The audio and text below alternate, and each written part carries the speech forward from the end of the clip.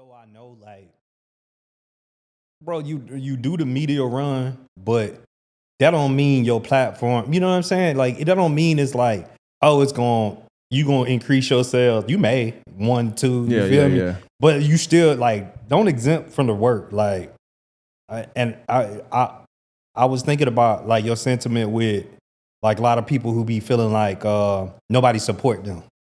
You know what I'm saying? Like I was thinking about that, and I was like, even if you believe that, which I don't think is those people truly believe nobody support them. I just think they don't. They expect like this new level of support outside of their real circle of support. You know what I'm saying? I think so too. I think it got something to do with too. Certain people not supporting you, and then you grouping them into everybody else for whatever reason. Yeah. It could be three people not supporting you. Three of them. But you got 7 that's doing it. Yeah. Out of the 10 now. Yeah. But those 3 like, hey man, I ain't getting support. It's like you getting 70%. You know who would kill for 70% right now? Yeah. Yeah. A lot of people will kill for 70%. And they don't see that. They don't see the progress or the small win in it. And then what they do, they get caught up in it, and then it affects their progress entirely. I'm not going to let you affect my progress entirely.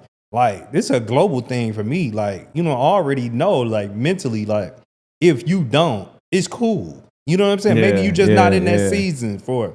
Like, if you're not in that season, okay. Like, but let me move forward, because I know that like the results is solely based on my work ethic. Yeah. Sweat equity. If it ain't, then man, please. All right, let's get started, man. Yeah, let's get it. All right, mic check. More the Masters podcast. Your host, man, of course. I got a special guest today, man. Cousin Colby in the building. What up? All right, author. Finally. I've known Colby for a good while now, and I remember when he first started talking about this book, right? And then it was a time, a time on social media where you would say something like, "Yeah, the book." Like I just made sure I'm like, "Hey, the book." Mm-hmm. And I remember at first when we first talked about it, you was gonna sell it for $100 a copy. Yeah, for sure. Yeah, for sure. I had my honey waiting for a long time, about a couple years. You did. I ain't gonna lie, I spent it. Times got rough. I had to spend. I had to spend the money. I was like, hey, look. But I never doubted the book was coming out. Yeah. I just said, hey, man, he gonna have to get this $100 another time because I need this right now. But yeah, man, it's finally out. You know what I'm saying? Sure. Hidden Superpower.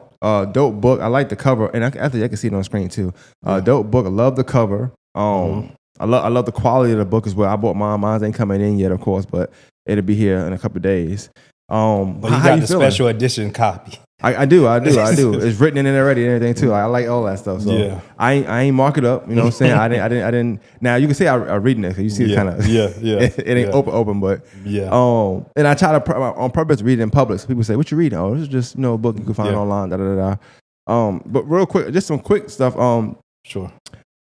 How does it feel to finally have a release date? Finally be able to see pre-orders placed, to finally put these books into people's hands after all this time of you wanting and promoting that you're going to have a book coming out, to finally have that process be finished as far as the book coming out. How does that feel? I don't know yet. And that's a real emotion. I don't know yet. I'm reminded by people like, yo, you made an accomplishment. I get a lot of congratulations, but I don't know. Like I'm so in the moment, I guess. I don't know how to feel it yet. And shout out to my boy Chris. He get on to me all the time. He let me know one time. He was like, "Bro, you ever look back and see how far you've came?" I'm like, "Nah." Like, so that's something that God just working on me with. Like, I'm trying to really figure that out and figure it out in a place where it's like, all right, you did this. This is a real accomplishment. But I don't know. The emotions are not there yet. It's just the way my mind works. It's like, all right, we got work to do. Let's get it. So and this is me asking that because I put a lot of content out, weekly for the most part. So I want to ask a more specific question. Is it that you don't know how to feel about the book being out yet, or the book being out ain't really necessarily the goal, but are you more concerned with the perception of the book now that it's out? No, cause like, you know, I did a lot of praying over this book. I did a lot of like inner work. I did a lot of like, you know, just conversations with God. So I know that this book will heal, help, guide somebody see some type Yeah. of, you know, greatness. Hopefully be relative to whatever story they're trying to champion or journey they're trying to champion. But for me, it's not. I know. I guess is I live so far in the future, right? Like I'm like my mind already, not because of the book, but because of who I am and the work I put in, who I ought to be. My mind is already in the Breakfast Club interviews, the Oprah interviews, or the Ayana Vincent. Like my mind is already there. So it's like it's hard sometimes to like freeze frame, come back to where we are currently and be like, all right, boom, let's be in this moment. And maybe it's because of trauma. Maybe I don't know why I'm made up like that.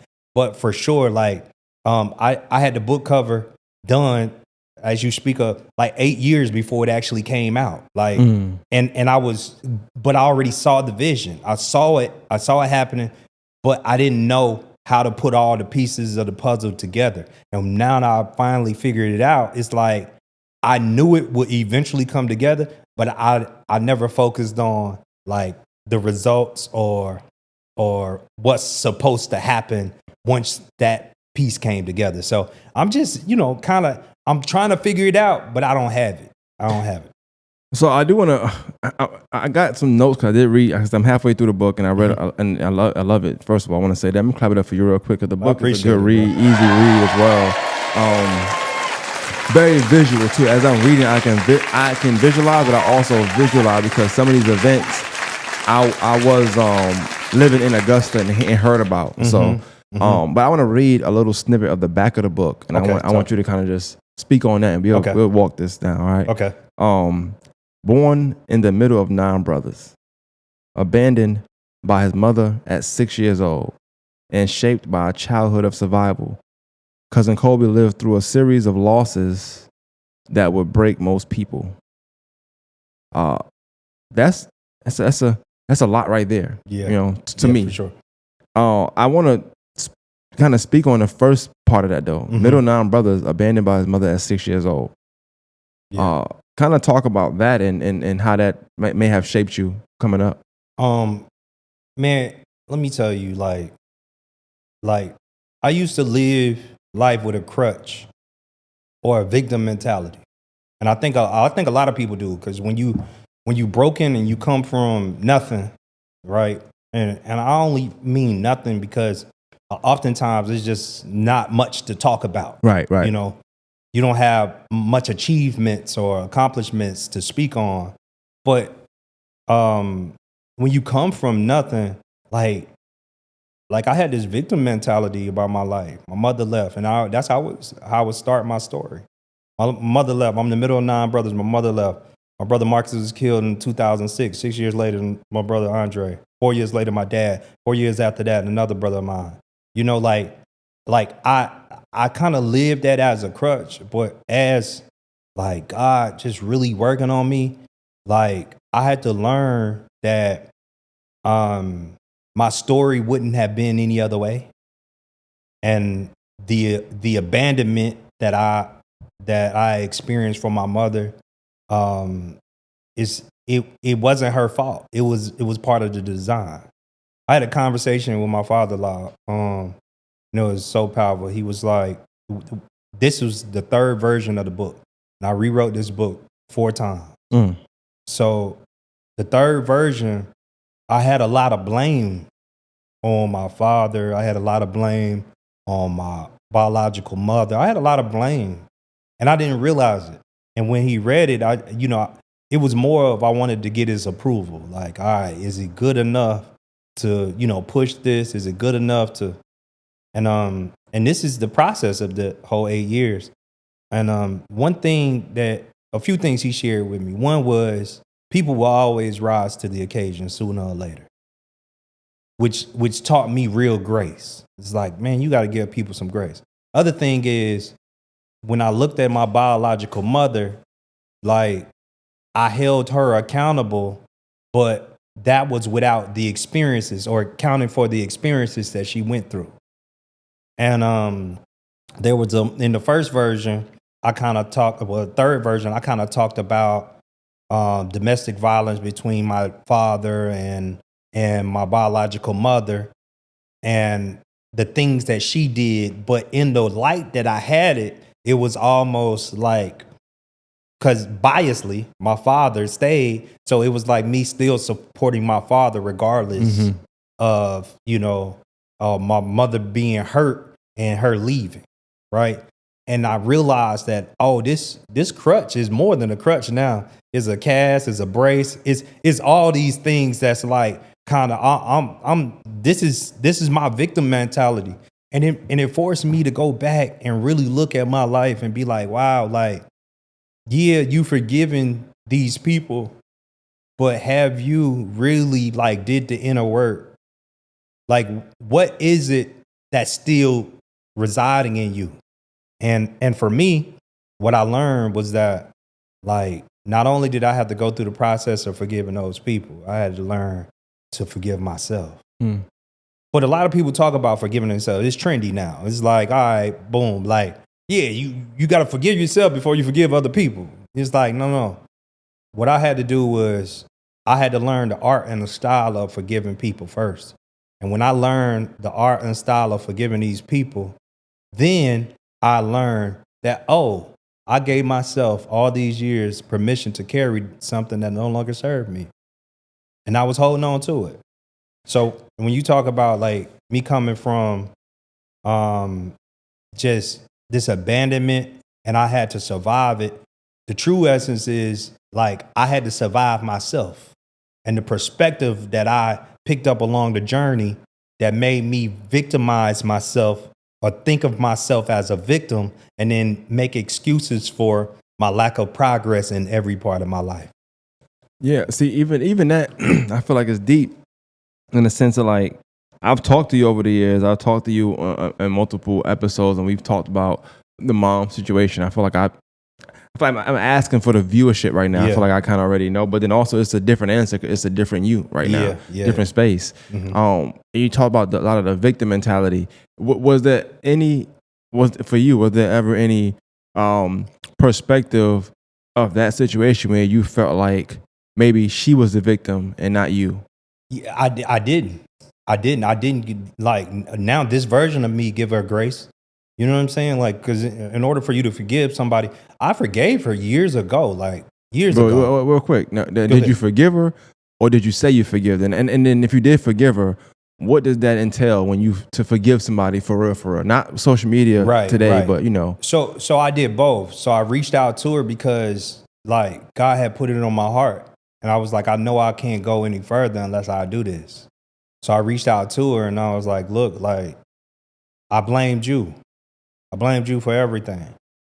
And I forgive you. And the beautiful part about that, without going into full detail about it, was that she asked everybody else for forgiveness off of me asking her for forgiveness. And I know what people think. People think this woman left me.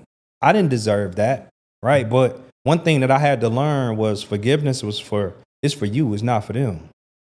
You know what I'm saying? I was having a conversation with a friend of mine, and I asked him, I said, yo, if Satan were to just decide he no longer wanted to be the devil anymore, he no longer wanted to be father of evil anymore, would God forgive him? You know, and this brother I was talking to, and he was like, yeah, I believe God will forgive him. I said, well, does that mean that evil will still exist? Because he's the father of evil, and I don't think anybody done worse than him. And he was like, yeah, well, evil will still exist. And I was like, well, that's how you know forgiveness is for you and not for them. Because even though evil still resides and he's the father of evil, if he were to just denounce himself, repent to God, things like that, like whatever the essence of the thing that made you not forgive this person, it's still gonna be there. Right. It's still around. You know what I'm saying? So For me, yeah, I went through the process. I actually forgave her. And then, but I went through the actions of forgiving her, but I don't know if I unburdened myself through the process. Cause I was still holding on to it. I still blamed her. And that's what I'm asking. I'm trying to get at that. I wonder, like, if people, us men, whatever, like when we forgive, are we just saying it? Is it more of a psychological thing amongst ourselves to, like, if we say it enough, we'll believe we forgave that person? Yeah. It's just like a lie. You know, you tell yourself a lie 1,000 times, it becomes the truth. Like, and I think that's what happens. Like, you can go through. I don't think you necessarily have to go through the person, but you have to clear your heart, because your heart is holding on to something that no longer serve you. So if you're in that place and space, like that is tainting every part of your being in some other part of your life, some other area of your life, there is a less than part or a lack thereof, because you're still carrying this, and it triggers, right?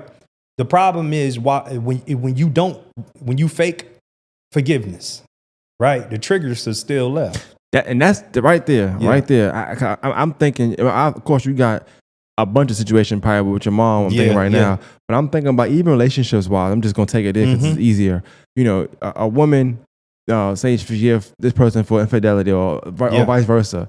But then when y'all start to talk about it, you notice that person getting visibly more and more upset. I feel like they're not over it. Yeah. And they're not over it. They haven't really forgave you. They're probably saying it to make peace. Yeah. Not even amongst themselves, with you, to make peace amongst that. Or because it's trendy. Just to do it. And for me, I'm gonna tell you, that's why, like, you hitting on, like, that's why I don't believe in somebody saying they healed. That don't exist. Because in order for you to say you healed, that means you have to go through this is a lifetime project that you have to go through, a lifetime task. You went through every part of your life, and a lot of stuff we don't remember because your brain will probably displace some things that truly hurt you and gave you anxiety from it, you know, and kind of threw you off your journey. But all those things, you have to go back through every part of your life and find every point that you were hurt, you were betrayed, you were abandoned, and all the emotions that you deal with now as an adult, right? And that's why therapy is important. And I got that in the back of the book. Why go to therapy? The reason why it's important is because, like, you gotta really find you. You're getting to the end of the game. You realize the boss that you've been fighting all this time is you. You really have to try to go through the process of really learning how to heal. But it does become trendy. Like, a lot of these people, they just go through the actions. And then I'm gonna tell you how one came up. I was working for this company, and we was building out this program for this company. And a friend of mine, like, we worked in other places. So I was like, you know what, she'll be dope. She'll be a dope asset to this company. So, hey, come over here, you know? So I kind of, like, you know, pushed her to come over. She came over and she didn't stay that long. And when she left, she kind of left it in the air like she was going to stay. But I know now that she just didn't want to, you know, break the news to me. And then one day came in and was like, boom, this is going to be my last day, whatever. And I was hurt. And I didn't realize why I was hurt. What I later learned is that what your mind would do for people that you truly care about, your mind, I call it emotional real estate. Your mind will build a property for each person that you truly care about. And every time you connect with this person, every time you build with this person, every time you argue and come back from the argument, every time y'all get closer, you're maintaining the property of that emotional real estate in your mind.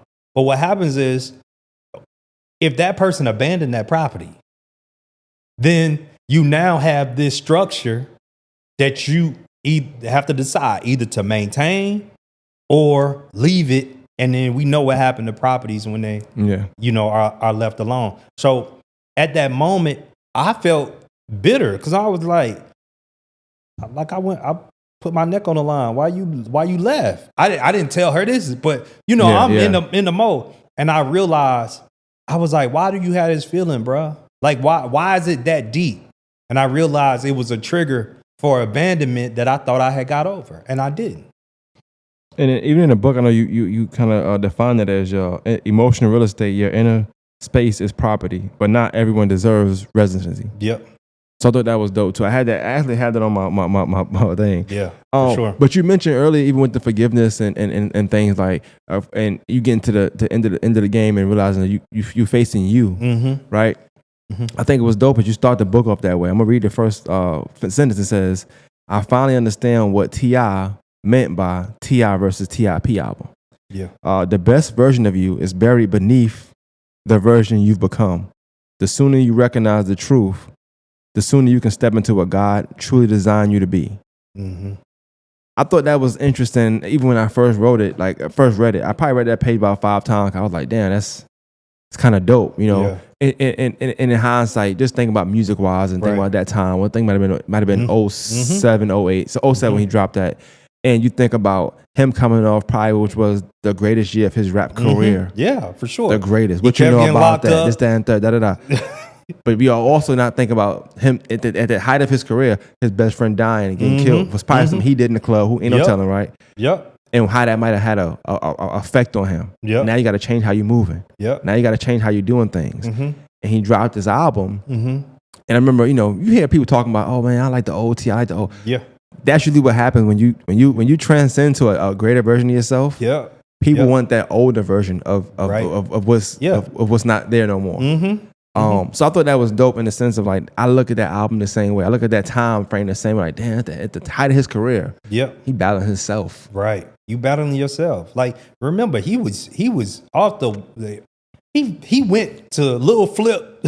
He was declared king. You know declared what I'm saying? king, yeah. So it was like this dude, he couldn't be stopped. And then it caught up with him. You know what I'm saying? Like, it's like, bro, like, when you gonna decide? When you gonna decide? Like, this the person you running from, and now you gotta face it.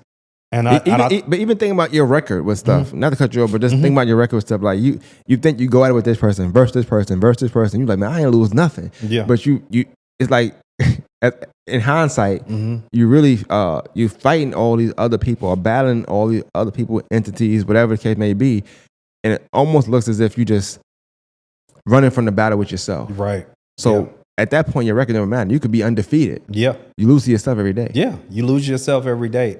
And this is why I had to learn how to give people grace. You know what I'm saying? Like it's funny because I read your posts all the time. And I'm like, that's the type of sentiment that you got to give these people. Like, God has given me the gift for like seeing people brokenness. And it's weird because I can see it in pictures. I could see it in what you text, what you post, how you text. Like I could see it in every aspect, and I'm like, man, it just break my heart to know that like you're going through that suffering, and that suffering is self-inflicted. You know what I'm saying? Like there's an old quote. It's I think I said it on one of the interviews that we did in the past, and basically it's just it go like something like you choose to suffer. The pain is inevitable, but suffering is optional. You know, and a lot of people who broken not gonna get that part because they're gonna look at you like how I'm choosing to suffer. You know what I'm saying? That's the victim mentality that got you conflicted. It like try to understand what's going on. Like what happened to you, and that's in the past. So what's the lessons that we have to figure out in order to grow from the thing that hurt you in the past so you can evolve to what you're supposed to be in the future? It just puts you in a different place or different light where God has given me the gift where I'm like, dang, I can see your brokenness and it break my heart. Somebody caught me off the other day. I was in like, you know how protective we are about our kids, man. Yeah. Like I'm in the car line, I'm just getting my baby. That's all. But I wasn't moving fast enough for the person behind me. You know what I'm saying? And homegirl just go around me just to get in front of me. And it took everything in me to be like, hey, What's wrong with you? You know what I'm saying? Like, because anything in the vicinity or in the environment of your kids, especially black men, we get real protective. Like this is a zone. Don't say nothing wrong. You just don't play. And it challenged me, and I felt the emotion. That person didn't know. You know what I'm saying? But like the emotion bothered me because I was like, dang, like that really irked me. That really bothered me. But it's just I'm in a place of like healing, ... not healed, but healing. Like I had to learn, like, all right, boom, when you got these real emotions, you need to go through the process of addressing those so that you can get better. So yeah. It's funny. I'm also not gonna say names just for the sake of the interview, but your father-in-law is also someone who has spoke to me and probably didn't even know we knew each other for a while, right? Yeah. Because at first he became a fan of me. Mm-hmm. And I say that because people would call me and say, hey, you know such and such? I say, yeah. Well, he always talking about you. Like, what's going on? I'm like, we just met one day and then that was that, right? Yeah. But he is very wise. And Mm-hmm. I always say that. I remember he called me one day. Mm-hmm. It was random. And once again, this is, you moving around, you doing all this stuff. Mm-hmm. He said, hey man, when you sleep, like when you lay down, like what's your rest plan like? Mm-hmm. I was like, I do this, I do this. Yeah, I seen you up last night on your thing, and then I seen you do something this morning, and I seen you do something this day. I said, yeah, I'm just doing. He said, hey man, look, I ain't trying to get in your business, it's just not me. I'm just me. Now he always preface everything before he say it. Yeah, he got his disclaimers. He said, but yeah, just take some time to rest, because if you don't, life's gonna do it for you. Mm-hmm. For sure. And boy, I remember life did it for me. I was like, shit, he was right. I'm telling you. You know what I'm saying? It's so, man, it's just amazing. I'm gonna tell you what God teaching me. You and I had a conversation just on podcast about pouring into people. And I had to learn to rid myself of the expectations of pouring into somebody, right? Because you like to expect, but then I learned through him, and this is something he unintentionally taught me, is that like you just give what God gave you, bro. Like there's no expectation with the seed that you're supposed to, sow. Like it is, if it harvests when it's supposed to, you don't know what season it's going to harvest in, but it's been countless times. He done said several things to me. Like even when I got rid of my store, he was like, this was probably, I don't know, 6-7 months, maybe a year. You're like, man, to go ahead and get rid of it. And I was like, that's the stupidest thing I ever heard in my life. he was, because he did the same thing with his store. Yeah. He like, I see what you're doing. Like, man, look, go ahead and get rid of it. Like, move on, do something else, whatever. And I was like, this is dumb. Like, this is, and man, he was right. He was right. All for you to do is lay down line anyway. Yeah, like, and I did it. And it was like, and I remember the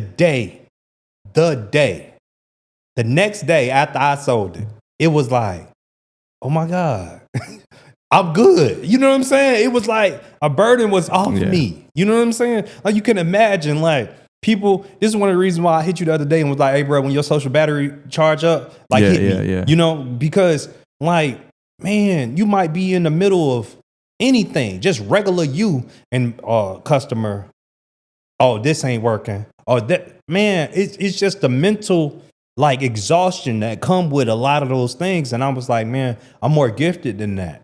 And I have to protect that gift. And that's all he was saying in a sense. He just framed it that way. But he was saying like, bro, like protect this mental gift that you got. You're greater than the store. I know the store is a great achievement, but you're bigger and better than that. Please understand what I'm saying. Get rid of it so you could get on to the better and greater things in your life, because that matter and that's more important than that.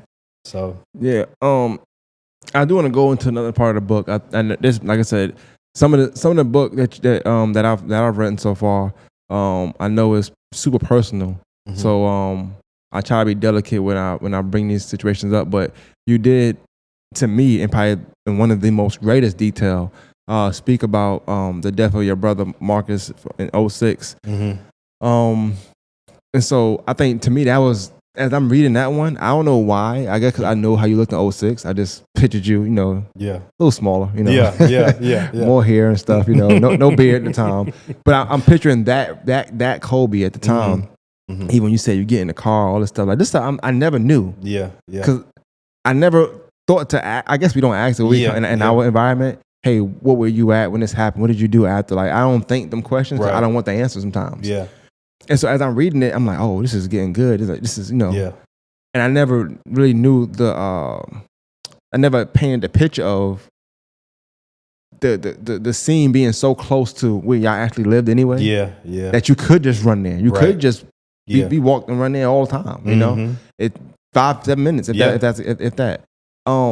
So and in the book you detail it very, very, very vividly. Like I almost could tell you it's a sunny day. I just remember the day. I remember hearing about it. Yeah.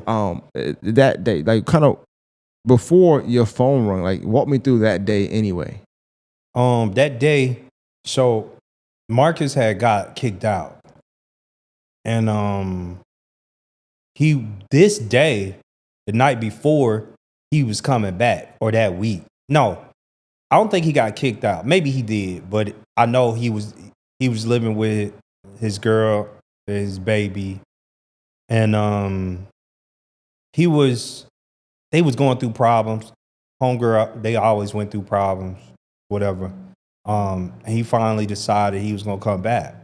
So he came back home, and just imagine, like, he gone. So it, like, we was already shacked up in each other's room, and then boom, like I'm the oldest now, so or oldest left in the house. I'm like, I got my own room, whatever, Finally. and it's his room though, So he coming back, and I remember, like, of course, we had chores that actual day.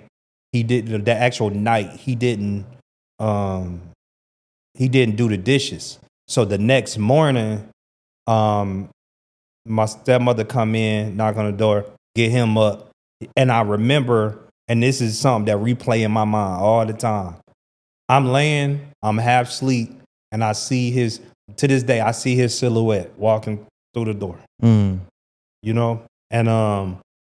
that was the last time I saw him, in the state of not being hurt. Right.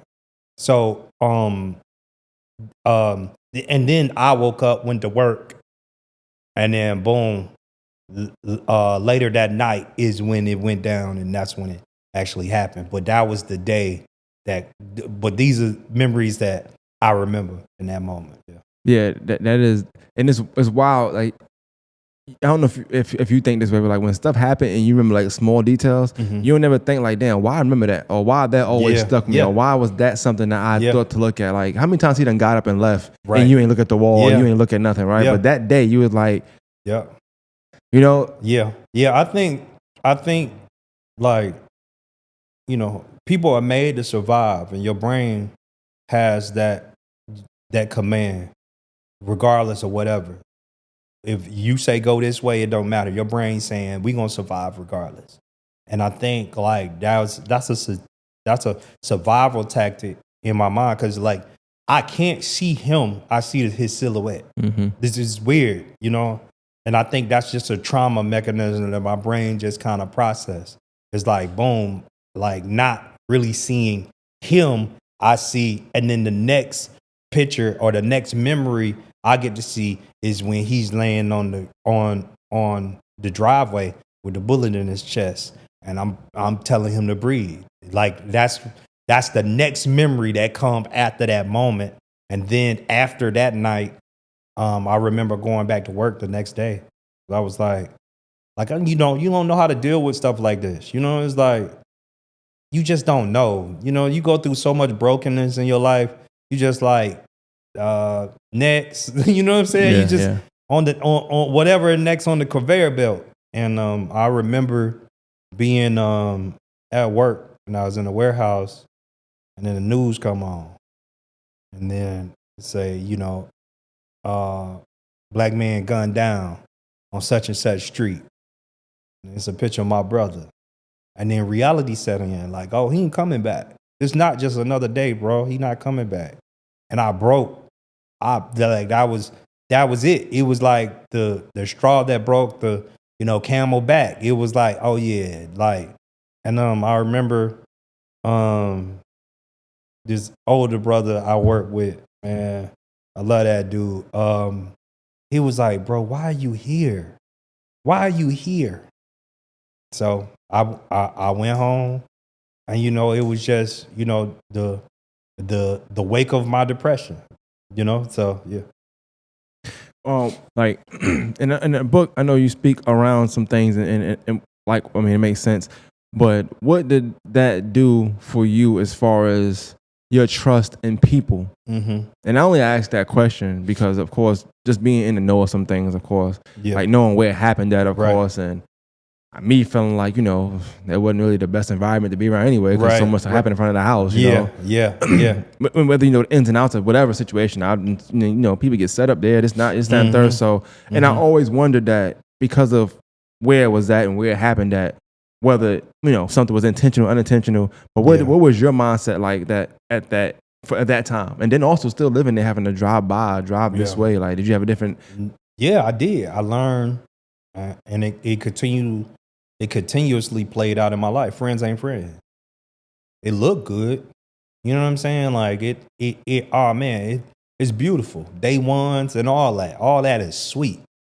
But it's like, what happens when it's you versus them? What happens when life get in the way and they have to choose themselves over you? Are they still your friend? Are they still, like, and I realized that, a lot of friends is conditional. Like it's conditional based on whatever you can get from that person at the time. We're in need. But I also learned on the A side of that was the B side. On the A side of that, I learned to value people more that are really friends. Like real friends. Like real friends. Like people who don't want nothing. Just I don't even think it's about transaction, but it's just somebody just wants your, like, the better you to come out. Hey bro, I saw this. I'm just checking on you, dog. Mm-hmm. Like, just making sure.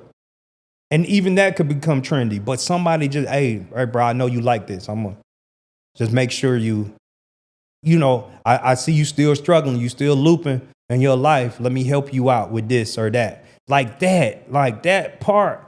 Like, I realized a lot of people that I grew up with, they weren't really my friends.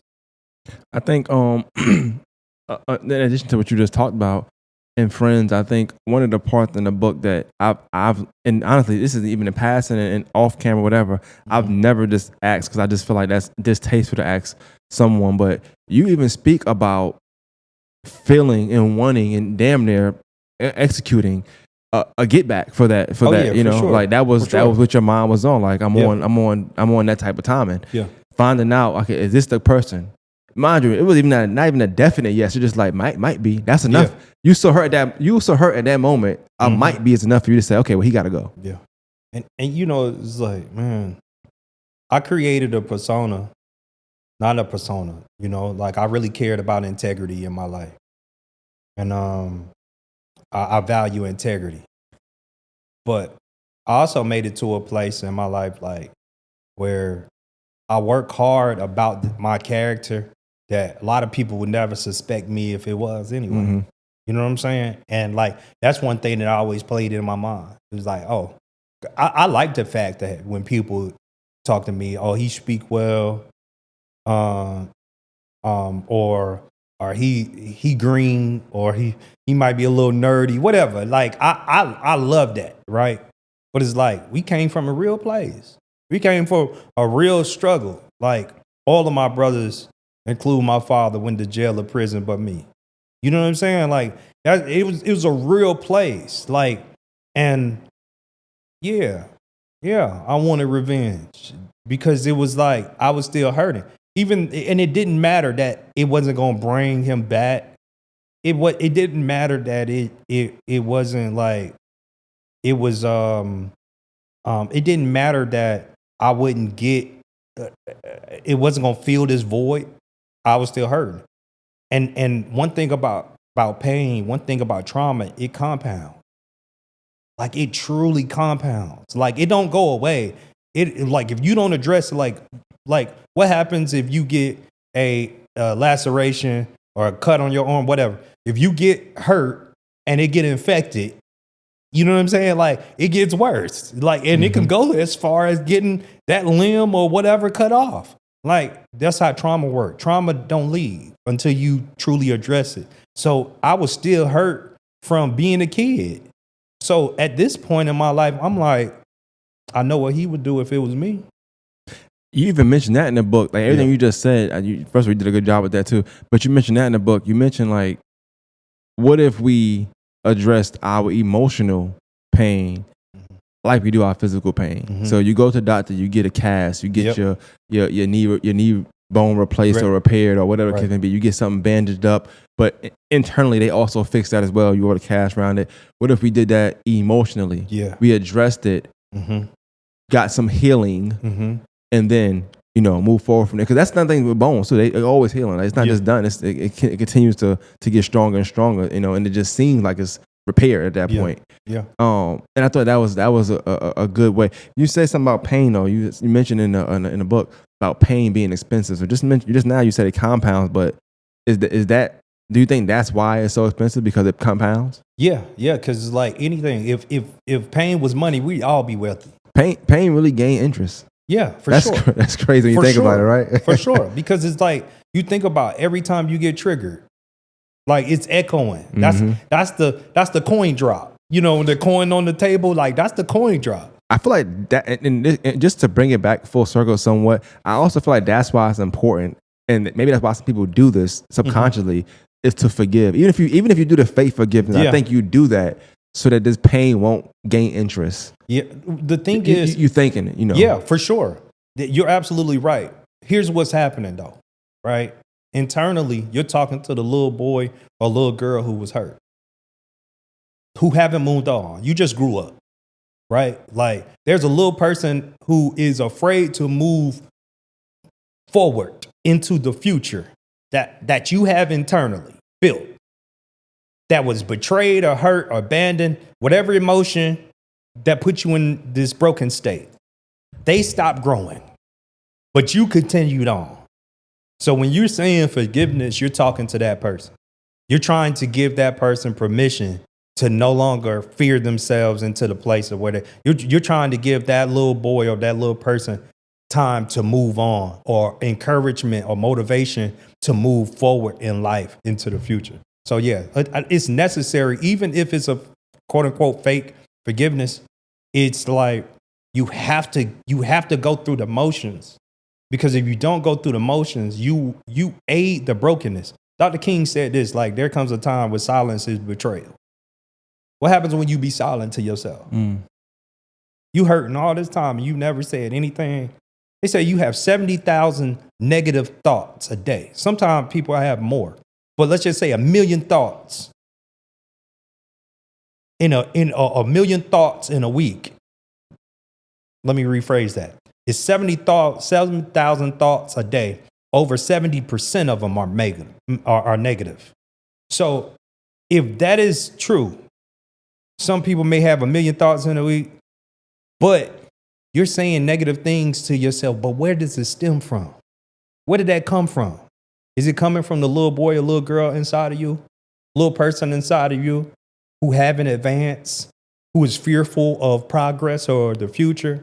So when you go through the process of forgiving, or you say, I need to forgive myself, that's who you talking to. You talking to the person that hurt, that never grew up.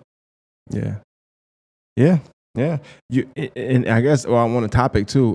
One of the phrases that I liked a lot, and I read a few times, which is why I guess I ain't got all the way through the book. I do feel like I go back and read pages so I can kind of further understand. I feel like especially since I know you, I feel like I'm reading it one way, but I try to also read it again if it was me, for myself, and I try to think of a situation that this may apply to me as I'm reading, so I can get through. Also, I can try to get some healing as I'm reading through it. But marrying pain, I thought that was that was an amazing subject. Marrying pain. Yeah. And people don't do it intentionally. Like we don't do it intentionally. You just hold on to the pain because it hurts you. You like But why is that just asking now? Yeah. Why do you think that would be the response to that, to want it for life? I don't think their intentions is to want it for life. I think their intentions is like, it's mine, it's my pain. But like, it don't serve you. It don't serve you at all. And you haven't released it. You're just carrying it. You're just walking around with stuff that don't matter, right? And you're just living. You're just living with this. But I call it a process of marrying your pain because you haven't letting it go. Let it go. You haven't decided. Like, that's a conscious decision, a conscious effort that you have to make. I gotta let this go, right? Because it's holding me back. And a lot of people, you ever met somebody who always in problems or always got something going on, and you just wonder, like, dang, like every year we gonna have this same issue or the same thing that's going on. Like, we're never gonna get better. It's because they married their pain.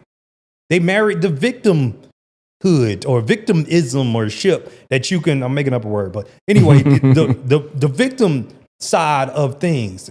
Everything always happening to them is never their fault. How can it be me? How can it be me? Like, they did this to me. They betrayed me. Or how can it be me? How can it be my fault? Well, it is your fault, because what happens is you're carrying all this stuff that no longer serves you, right? Let me give a better example, right? Those who graduated from the place of living in the hood or the projects, the reason why you don't go back is because anything goes. Mm-hmm. You're in the environment. You got to go with, anything can happen in this place. So if you go there, now you got to deal with whatever happens. That's one of the reasons why you have to get rid of that pain that you carry, because every door and every room that you walk into, you're carrying that same sentiment, that same energy with you. So you got to deal with whatever negativity, whatever thing you don't agree with, whatever losses. You got to deal with whatever, because you're summoning this. I call it reverse manifestation. Like, you're reverse manifesting good things in your life, and bad things just continue to happen because you won't get rid of this pain that's hurting you so bad. But you have survived 100% of everything that you've been through. So because you survived everything you've been through, you choose not to look like a survivor or a warrior. You choose to be a victim in the process because everything happened to you. And it's a dangerous place to be. I want to talk a little bit about, 'cause now we're talking about pain. I want to talk about just some strength, and I know it's take a lot of work, but one of the gentle grit. Mm-hmm. I thought that was, I never heard of that. So it was something new for me. I'm like, what does that mean? You know what I'm saying? So I kind of looked into a little bit, and you got it as strength doesn't need volume. Real power is calm, grounded, and controlled. Yeah. So it's kind of like, I feel like it's an oxymoron, but it's not at the same time. Yeah. But when you say gentle grit, like, is it more so strength without trying to look strong, looking like, you know, you got it put together? Yeah. And it's just doing it naturally? Like, what's that? I feel like gentle grit is like one of those things where like you have been through so much in your life that you became sure of who you are. Like, you're certain. But you don't look like somebody who has been through what you suffered through, and you walk with that. You know what I'm saying? You're not walking with that with the mindset of bullying anybody. You're not walking with that trying to lord over anybody.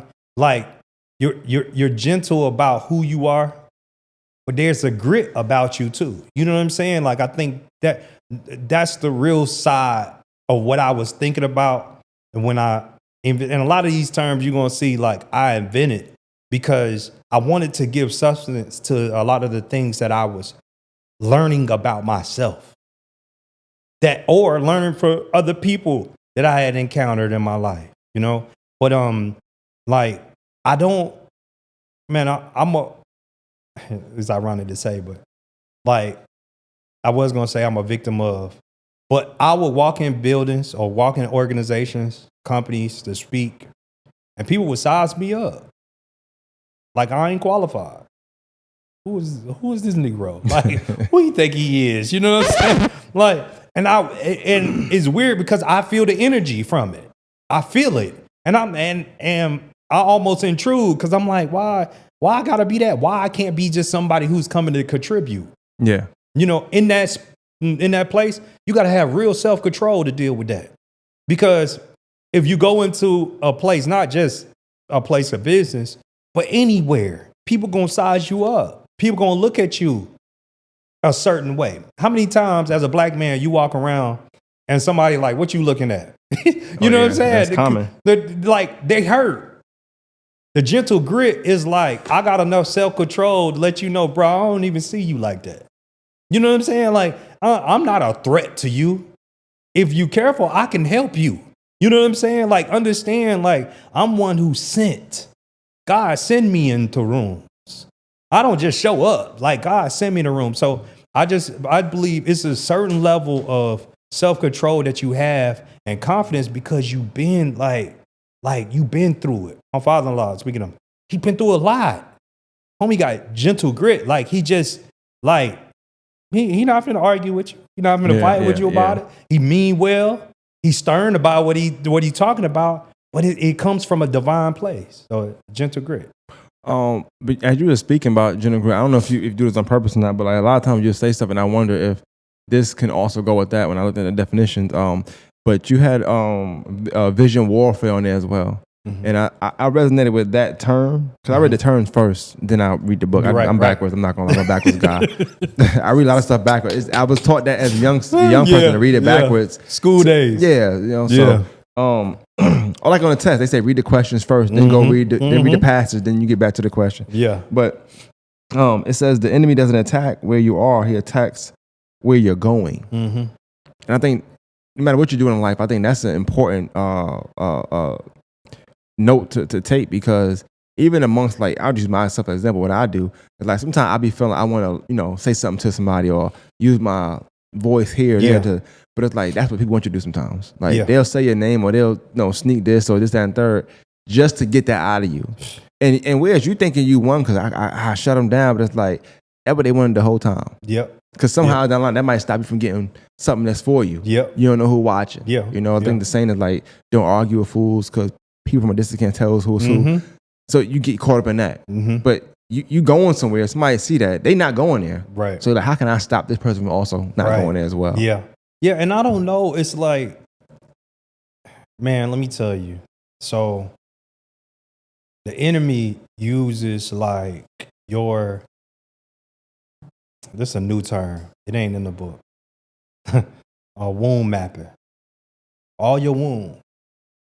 The enemy got a blueprint of them.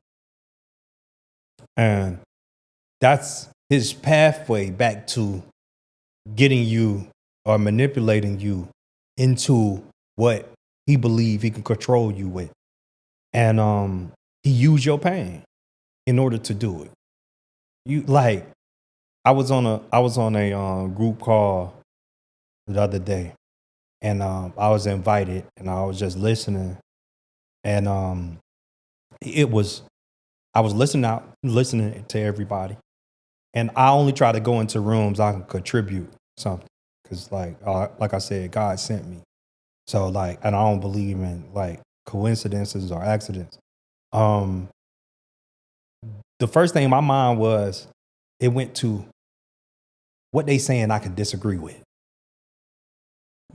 That's the enemy trying to make you like, no, you don't believe in that. You know, like, and then because of my presence, like usually when I engage in like productive conversations, like I kind of shift it, and it's not intentional, but it's like, oh, let's be purposeful in this area. Let's get this, let's build this out and then move on. But like, it was like the enemy wanted me to be, combative, come into the room and being combative, use that power for something else. And I think that's what happens. So a lot of people, when they're saying things to egg you on, to get your attention, to get you distracted, that's the point. The point is, and they're not aware of it. They just know they don't like you because of the shoes you got on. They don't like you because you from New York, or they don't like you because you come. Who do you think you are coming into Augusta and doing this? And you like they don't like you because they don't know why. They just confused and upset, right? And it's the part of them being broken and them marrying their pain. The enemy has mapped that out. So boom, oh, that didn't work. Here goes somebody else, and he'll keep trapping these people to try to trap you because you too anointed or you too gifted for him to just come straight to you and and you be in that space. Or he may know that like, boom, you working on, like you talked about, you working on something greater. So his goal is to interfere with that thing to create this distraction so you won't move forward. Stop it where you're going. Yeah, he Not got where you to. at. Because it's a journey. It's a journey. Like, I'm gonna go biblical real quick. Like, people in Israel walked for 40 years. Why? Why did they walk? And where they was going didn't even take that long to get there. But they was wandering for 40 years. You feel me? Like, there had to be enemy trying to interfere. He trying to find a way. So don't ever think like, oh, this don't apply to us. Mm-hmm. You coming out here, you trying to put good things in the city. You putting positivity in the city. You out here with your kids. You know what I'm saying? You out here doing good stuff. You showing like a positive black male image. How could you be upset with that? But for people, oh no, because it's not working for them or it's not working in their life. Yeah, they gotta, gotta tweak it a little bit. It's on a tangent, but you speak of that, and I made a post today or whatever, and of course, when you post something about Meg Thee Stallion, they go crazy or whatever. Yeah, right? yeah. And I never even said my stance on it. I just shared the post. I'm like, but all the comments, and there was one comment in particular, and they don't really bother me, but it was like, I don't like when I know people have tried to do something and it didn't work for them, so now they don't like it for nobody else. So I remember the comment was like, I'm starting to think y'all act obtuse for engagement or whatever. Yeah. And I look back, I said, hold on, now, I know you tried to do a podcast. I know you done tried to stir the pot a few times. Mm-hmm. And I could see and I'm not big on statistics, but I could see from the comments it didn't work out for you. Mm-hmm. And a lack of engagement maybe. But I feel like because you didn't get whatever engagement you were looking for now, engagement is like, it's the bottom of the barrel now, Yeah. And I just felt like I don't understand people's like disdain for people who get engagement. They feel like, I guess since you get it, like, and I didn't get it, I don't like it now. Like, and it's like, well, it's like in an interview. I might ask a question, I might know the answer to, but it's for you to speak on it. Yeah, I know the answer already. Yeah, I'm not acting obtuse. I feel like I'm painting a picture. Yeah. You know what I'm saying? I'm flying a plane. Mm-hmm. Hey, what is this like? I don't have to do that. I can just talk over you and then be my show. That's crazy though. Yeah. And I just feel like a lot of times people have this it seeps out sometimes too, like the disdain, the hatred or towards somebody, or the dislike towards a particular individual or something they got going on. I think it seeps out sometimes, especially when somebody has failed at something that you aren't failing at. It's like, why you? I think what happens is I did like a deep dive trying to understand like our makeup, how we inherit pain, how I could fight something that my dad struggled with and that his father struggled with, and it's been going down the bloodline. And I think what happens is, when I went down that rabbit hole, I learned that certain things like that, hate that Augusta faced a lot, envy that Augusta faced a lot. Man, it come from the cotton field. You was, man, like I've read somewhere and it said that the slave master would release one slave a year. And how that slave would get the opportunity to be released is that slave had to tell on the other slave. Well, that created something for us, right? It kind of broke our software. It made us think that only one of us could be successful. Only one of us can get out. The other thing it made us go against each other. I think a lot of people struggle with that, and they don't know why. Man, that comes from the cotton field, man. That's a cotton field activity. I don't even know what to really call it, but that's cotton field energy that we struggle with, and that's one of the reasons why a lot of people show up that look like you and they're envious of your progress, because they don't get to see your hard work, they don't get to see your struggles, they don't get to see the sacrifices that you went through. I'm gonna tell you, this something God had to check me on. I was upset with my dad before he passed. Now, granted, when he passed, I didn't think he was going to pass. And this on his deathbed, we talking. And I was like, Pops, you gotta beat this. He was like, we gonna beat it. Don't worry. We gonna beat this. I didn't know he was speaking in a metaphor. He was talking about our bloodline. He wasn't talking about, this was a divine conversation. He was talking about our bloodline. He wasn't talking about him. He was just saying, we're going to beat this. We're going to fight this, period. But in that moment, as my kid mind, I'm like, Pops, we got to beat this. But I was upset with him. And I found myself criticizing him for all the decisions that he made. And I felt like he could have did better. And God had to check me. God said, like, how dare you think that he could do better when the sacrifices that he made gave you the opportunity to even think he can do better? Like, had he made the sacrifices, you don't even have this thought, this whole makeup that he could do better. How dare you?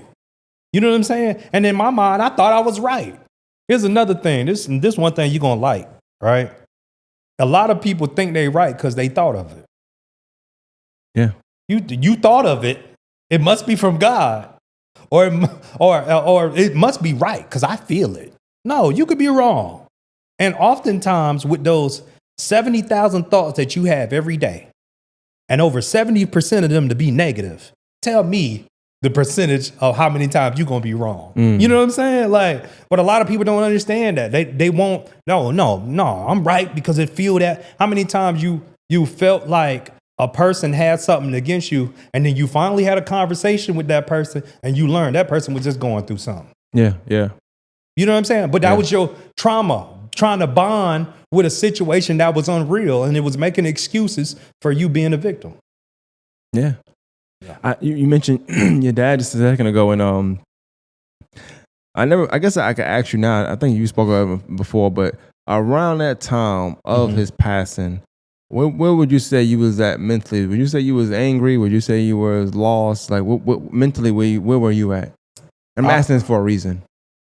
I wasn't there. I was busy.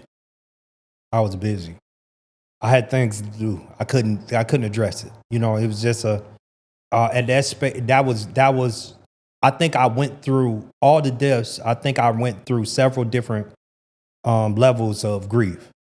And in that space, it was like, just work. And he passed in late 2016, but I didn't grieve him until 2018 because God really had to sit me down. It was like, and I've shared this with you. God said to me, where you going right now, you're not ready to go where I want you to go. You're not ready to go. In order for me to get you prepared, I got to take everything away from you. And at that moment, it was a lot that I had built because I was like, no, I was busy. I'm trying to build a network. I'm trying to build my store. I'm trying to do my thing. I ain't got time for this. Like, and but I was building it and I was broken. And then I was helping people. And I was broken. Yeah. Helping people. And but yeah, I was too busy. You know, I was at the wake and I just remember talking to you afterwards. I stayed afterwards. I was talking to Tommy outside the wake for a minute. And I remember you coming through. We spoke like maybe briefly. But I just remember you like critiquing the whole wake. You was like this.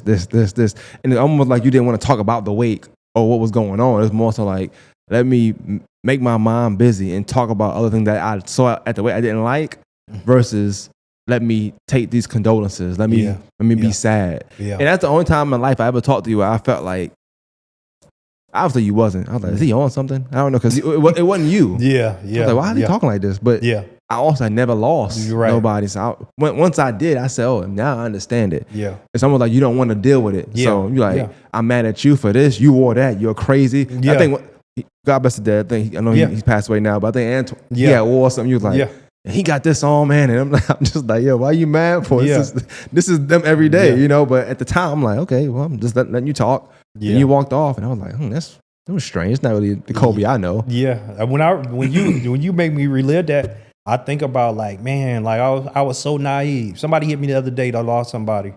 And it was like, man, I feel like my family just moved on from my brother passing, and I don't know why. And he was visibly upset with him, right? And I was like, look, here's what I want you to understand. It's hard for you to think about it at this particular moment because you're going through grief. But I want you to understand this. They just surviving. It just look different. Mm-hmm. Their survival don't look like what you think survival should look like. And this is like apex. I always heard that death brings so many problems in the family. Y'all gonna argue over money. Y'all gonna argue over what they had. You gonna argue but everybody's grieving. Mm-hmm. So I gave him a picture, and I said, I want you to understand this. I said, imagine we're in an Armageddon. You know, everybody just out here surviving, and we need to put on armor. You find a trash can top, you put that on, and then they find something else. I don't know what they find. They find cardboard. You don't like that, you know, because it ain't protecting them. I'm like, this is the same thing. Like when you're going through grief and you're in the midst of family, it's Armageddon. Nobody knows what is going on. We just grabbing stuff and think we surviving, and we're not. And in that moment, that was my survival method. For Antoine, that was his survival method, and I didn't really understand it.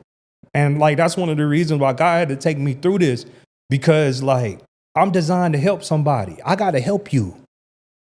I'm truly designed. That's why, you know, it's it be hard sometimes. Like you saying, on the comment, it do be hard. It really be hard because people will assume so much about who you are and not know what you've survived, not know what you've been through. So it do be hard. And I got enough gentle grit to be like, all right, I ain't gonna go at your head for that. But, and try to give you more grace. But man, it's hard because I've been through a lot and I championed it. I know I don't look like what I've been through, but can I get a little bit of grace? Yeah. You know what I'm saying? So, you know, and I never told you this, but something that always stick out to me. Mm-hmm. It was at your store up there on Tobacco Road, and you said, hey, come through, I'm gonna start my podcast back up, I want you to come on. I was like, all right, cool. So I get on. It might have been the first question you asked. I don't know if it was the first one, I can't remember. It was very early on in the episode, and you was like, hey man, let me ask you a question there. Why are you always smiling so much, right? Mm-hmm. And I don't know why that always stuck out to me. Mm-hmm. And I remember telling you, I was like, well, I mean, you know, life wasn't always easy. I didn't always have a reason to smile. Yeah. I didn't know how to express it at the time. You know, I was still in my early stages of being able to explain, you know, some things you've been through. Mm-hmm. And I think what you just said about not looking like what you've been through, and it's like, you see some stuff now as far as me dealing with death, but prior to me coming down here, I had a whole nother life that people probably don't know of me, right? Mm-hmm. And so when I'm smiling, I'm happy that, you know, I see a child, they get caught up in this, they get caught up in that, and that could easily be anybody or my family or whatever. Yeah. And so when I'm smiling now, it's more so because I don't feel like I was taught to do so. I feel like I had to learn, I'm in a good space. Let me just smile. Right. Or I feel like people tell me, oh, you got a nice smile. I'm going to smile more now. I love women. I got a nice smile. Cool. I never stop now. Mm-hmm. And so I remember you asked me that time, but I'm also thinking the last few, obviously when stuff started happening, it's now I feel like wasn't no reason to smile. And I'm like, damn, I remember when I could just smile and you take a selfie and I feel like everybody go through that part in life where you don't even want to take pictures of yourself. You just you don't, not saying you don't like what you see, but it ain't what you know. You know, it's I feel like I'm not today. You know, I might take a few, not today. Yeah. There's a time I might take a picture every day and post it on the story. I remember following you on Snapchat. You're on Snapchat talking all the time. Then it's a part in your life where you just remove yourself from all that. It's not that you feel down or nothing. It's just you're not in that mode right now. Yeah. And so I always thought that was a good question because I'm like, damn, you know, when did I start smiling? You don't know until you stop. And you're like, you know what? Shit. I feel like I was in a good era, just didn't know it. Mm-hmm. So I was feeling myself. Yeah. And, you know, we talk about women or whatever, like not we ain't make it this and third. And I don't think people realize how much of your mental health got to do with you feeling good. And sometimes you feeling good has to be looking good. So you got women who might, or somebody who might gain weight, or feel like they got spots on their face, or acne problems, or hair loss problems, or whatever the case may be, and you don't feel yourself. And I always think of that question, like, and I ain't know, and it's because as you asked me, I never knew if it was like a psychological question or was it just a funny question at the moment. I had just posted a selfie like 5 minutes before that. I don't know what it was, but I just remember thinking like, yo, that was a great question. Like to me, because that can you can break so many barriers by answering that question. Like, why are you smiling so much? And it's like, why not?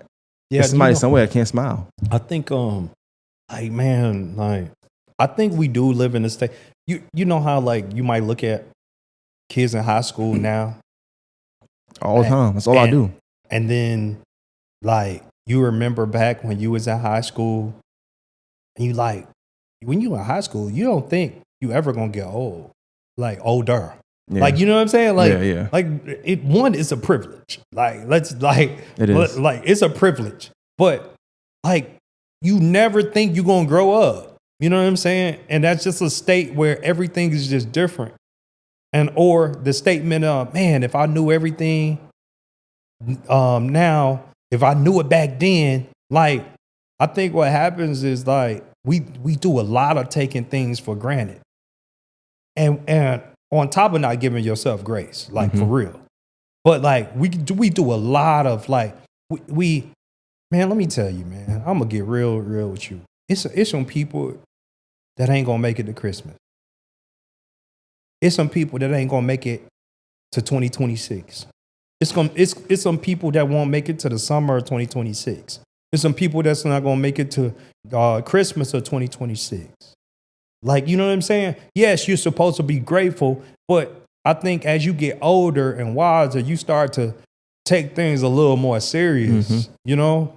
Like you start to be careful with the things that you thought you took for granted. And you like, all right, I may need to be in the moment. I had this conversation with my son all the time. I'm like, bro, like understand, like, this ain't nothing to get upset about, bro. Like if something ever happened to me, I want you to understand this fully. Don't ever let none of these things get in between you and your family, ever. That's your mission. As you move forward as a man, you don't allow any of these things. But we get to a place where things just start to take over. Small things. I'm talking about the smallest thing. Man, when my dad came home from prison, now he was wrongfully accused. He left his job. 3 years after his job, judge just hit him with boom, like an 18-month, like out of nowhere. And I didn't understand what he was going through. I had no idea what this man was going through. And two things. One, when he came home, I asked him, I said, Pop, how was it? My dad took his glasses off. I only seen him cry twice. This is the second time I seen this man cry. And he said, I've never been in a place, and at 50-something, you in prison. He said, I've never been in a place where people just don't have, like they take life for granted. Like people just get upset off the smallest things. Another thing that kind of like really made me, I got a letter that I wrote my dad because I was mad, I was broken, I was upset. I got a letter I wrote my dad, and I don't know what I said to him, but he wrote me back. And to this day, I got this letter, and man, I'm about to turn 40 this year. I still can't read it fully because it's just him broken. He started off the letter by saying, okay, I won't write you no more. If I would have known that my dad, this is making me teary-eyed. If I would have known my dad wouldn't have been here, bro. You know what I'm saying? Yeah. If I would have known that they told him he had cancer and he got 3 to 6 months to live, and it was like 45 days he was gone. If I would have known, I would have never wrote that letter. And I think what happens is like we get to a place in our life where we start to believe like, this is a big deal. And it's not. This is not. When you've lost as much as people like me have lost, you start to look at life different. Yeah. You know what I'm saying? when my wife go through different losses and she tell me what's going on with the family, things like that, and I'm like, oh yeah, they grieving. I know it. They just broken a little bit. Just give them time. They gonna rise to the occasion. Give them time. Give them a little grace. It may not feel like it. They may have said something that's going to hurt you and they probably can't come back from. But trust me, that's the broken them. And the enemy is working through y'all to destroy the family, and you can't let them. Yeah. You know, you said something about your dad a second ago, and I wanted to share it with you. I remember my dad in 2023. My dad ended up coming down here, and I was helping him take care of him, whatever. He was staying in whatever spot he was staying in, but I would, do stuff for him, take him place or whatever. And so he liked to fly sometimes, so he wanted me to pick him up. Mm-hmm. And then I'm working, I'm doing a podcast, I'm working all these crazy hours, going store to store, Columbia here. I'm just moving, right? And I remember it was a Friday. He was like, yo, I need you to pick me up. I'm like, all right, cool. So at first I get upset. And this is all just tying into you talking about taking things for granted. Mm-hmm. And I always feel like, when you don't address something, I was already always mad anyway. I don't know, anytime he wanted something, I'm like, yeah, fuck he wants something else for, in my mind. And I don't know why I would get mad, but I'm upset because I got things to do. Mm-hmm. And so I was like, all right, cool. I drive to Atlanta by myself. I drive to Atlanta. I go to the airport. But he said, pick me where you drop me off at. All right, cool. Boom. I go to the airport. I don't fly. I'm like, yo, where you at? Where you at? I'm like, I'm at the airport. I'm trying to figure out where you at. You say you're at the airport. What you at, the other one? I said, yeah, the one you said to drop you off. I'm at this one. Oh, no, I'm at the domestic. You at the international. So I'm already pissed. Mm-hmm. In Atlanta, that's like 45 minutes away. Mm-hmm. I said, I'll be over there in a minute. But cool. That's strike one, right? So I'm just driving. I get off the exit. And if you're familiar with Atlanta, it's a lot of traffic to even get into the airport section when you pick people up. Mm-hmm. So I'm like, oh God. Mind, I've been driving 2 hours. I'm really mad. So yeah. I drive, and I get up to this little terminal thing. And mind you, in Atlanta, they making you go, hurry up. Yeah. You can't wait 3 seconds or ticket or whatever. Yeah. And his leg had been messed up, so he had the limp. He had his bags. Mm-hmm. I don't see him because it's dark. So the first go round, I'm driving. I'm trying to stop. He said, I see you, but he not. I don't know. And they say, go. So I went. I'm a little mad. So I'm like, all right now, because now I gotta go back around. That's 25 more minutes. Mm-hmm. So I go back and say, hey, look, man, I'm gonna just walk out to this number. I'm gonna be there. You just walk there, so I can just pick you. All right, cool. So I drive. I get to the number. He not there. I get out the car. I'm trying to see where he at. I don't see him. I call. I said, where you at? He said, oh, you said 7. I'm at 8. I don't know why. I'm just mad. Mm-hmm. Like, you gotta go. I miss him again. This is 25 more minutes now. Mm-hmm. So now I'm on the phone saying, hey, look, if I miss you this time, you're just gonna stay in Atlanta, man. You know what I'm saying? Like I'm mad for 50 minutes, right? I'm mad. I'm furious. So finally, we get the car. I get out the car. This time I said, F it. I ain't gonna leave my dad. So I got him, got the bag, whatever. I'm like, come on, man. I'm just fussing. I'm a fuss. I'm just fussing at him, my pops. Yeah. So we drive home. I'm mad. He's like, I ain't eating nothing all day. I'm like, why? Why didn't you eat all day? You've been at the airport all day. Why wouldn't you eat? Mm-hmm. Damn, what you eat at? So we go to McDonald's. You want something? No, I don't want nothing. I wanted to drop you off and go my way. Mm-hmm. In my mind, I'm thinking he stopped me from doing something, whatever. Anyway, long story short, we get to Augusta. We do whatever, boom, boom, boom. And we talked on the way home, but I wasn't in the mood talking moves. I'm just saying dry. And just little dumb stuff like, oh, I don't care about that. Oh, that's not important to me, whatever, Yeah. So next time I see him, I took him to the bank, and he wanted to go to the bank in North Augusta. Don't ask me. I don't know why. Not any Bank of America. I'm going to go to that Bank of America on Martintown Road. I'm like, well, fucking what? Like, why? Why? Yeah. I'm like, all right, cool. He said, hey, man, I wrote something. I want to read it to you. I'm like, all right, go ahead.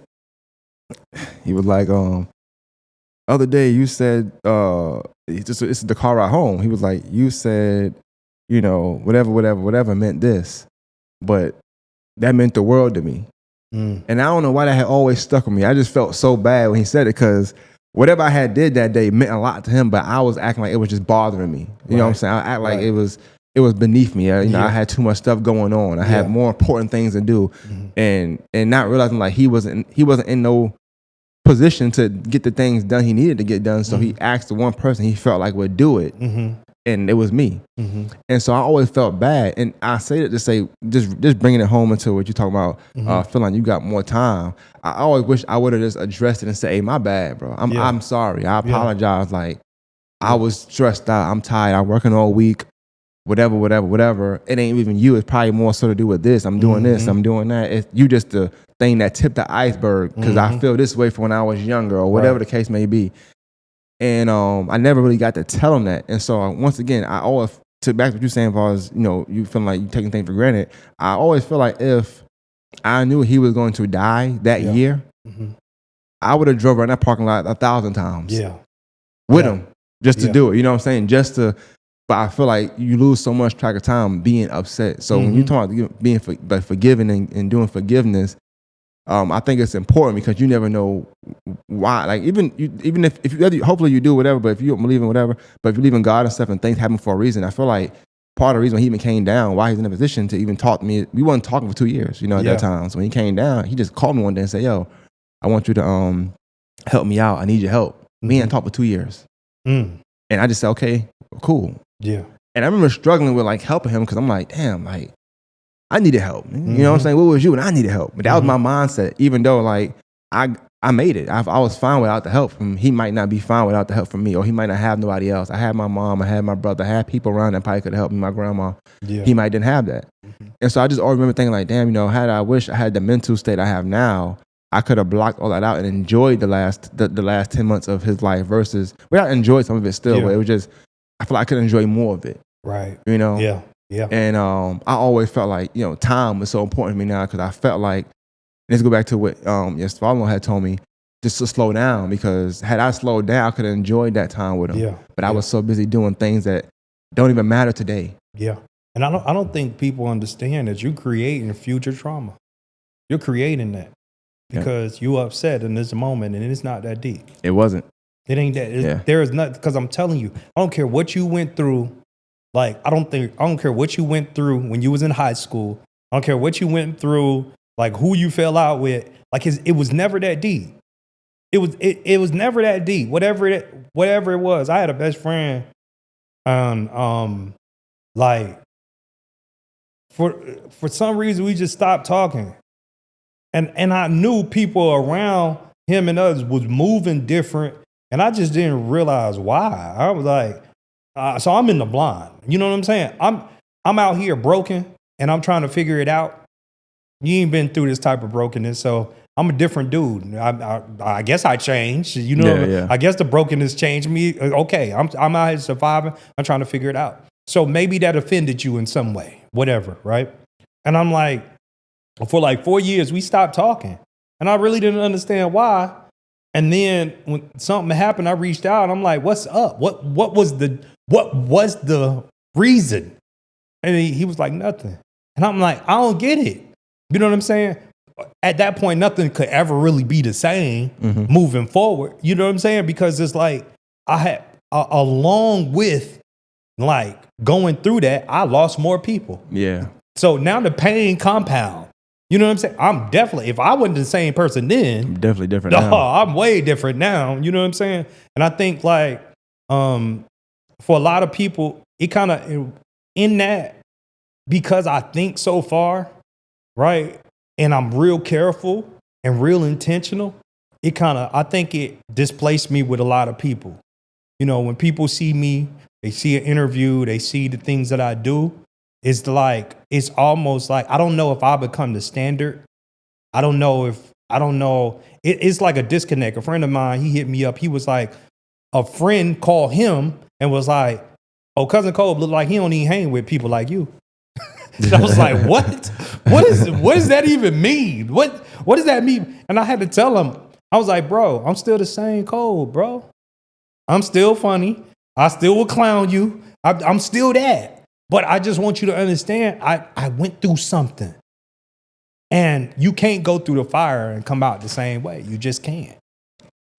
Going back to the book, I did want to ask you this because I said I'm halfway through, but I was just curious, as someone who wrote it and it being your story, what was your favorite chapter of the book? What is your favorite chapter of the book, if you have one?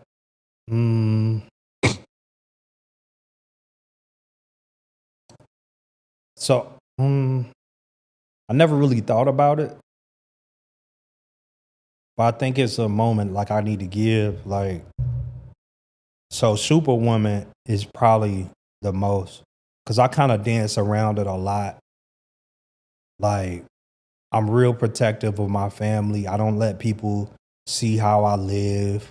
I don't really. I've grown from that space now. I don't let people know what I drive.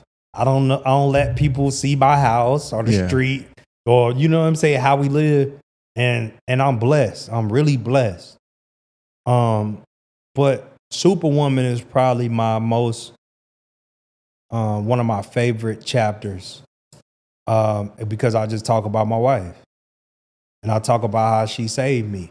And if she never would have saved me, then who knows if I would have even got to figuring out my purpose or my gift. She never made me feel like I was less than, even though other people would.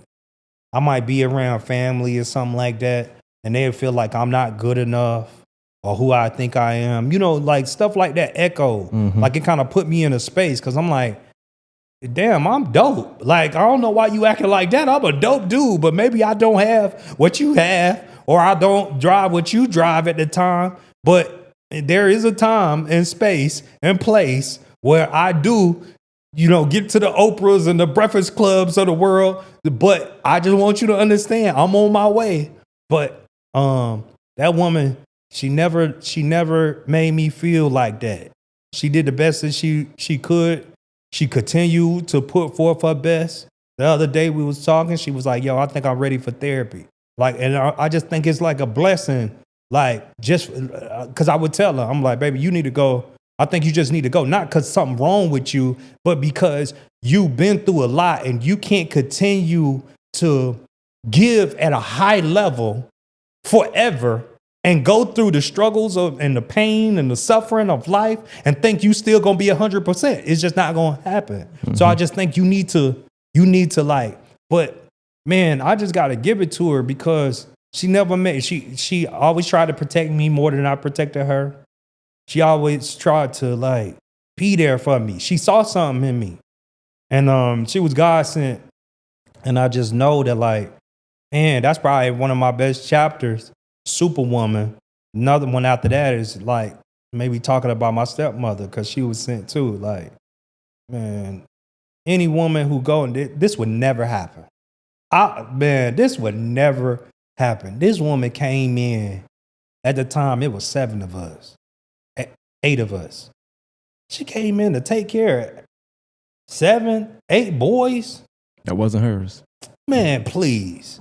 Man, that woman was God sent. There's no way, like, and I talk about it in the book, but I give people insight. She was she had a stepmother. She had a mother that abandoned her. Look at like how God already positioned that for her. Mm-hmm. He already had her role set up. You're going to go through this because you got some boys that you got to fix in the future.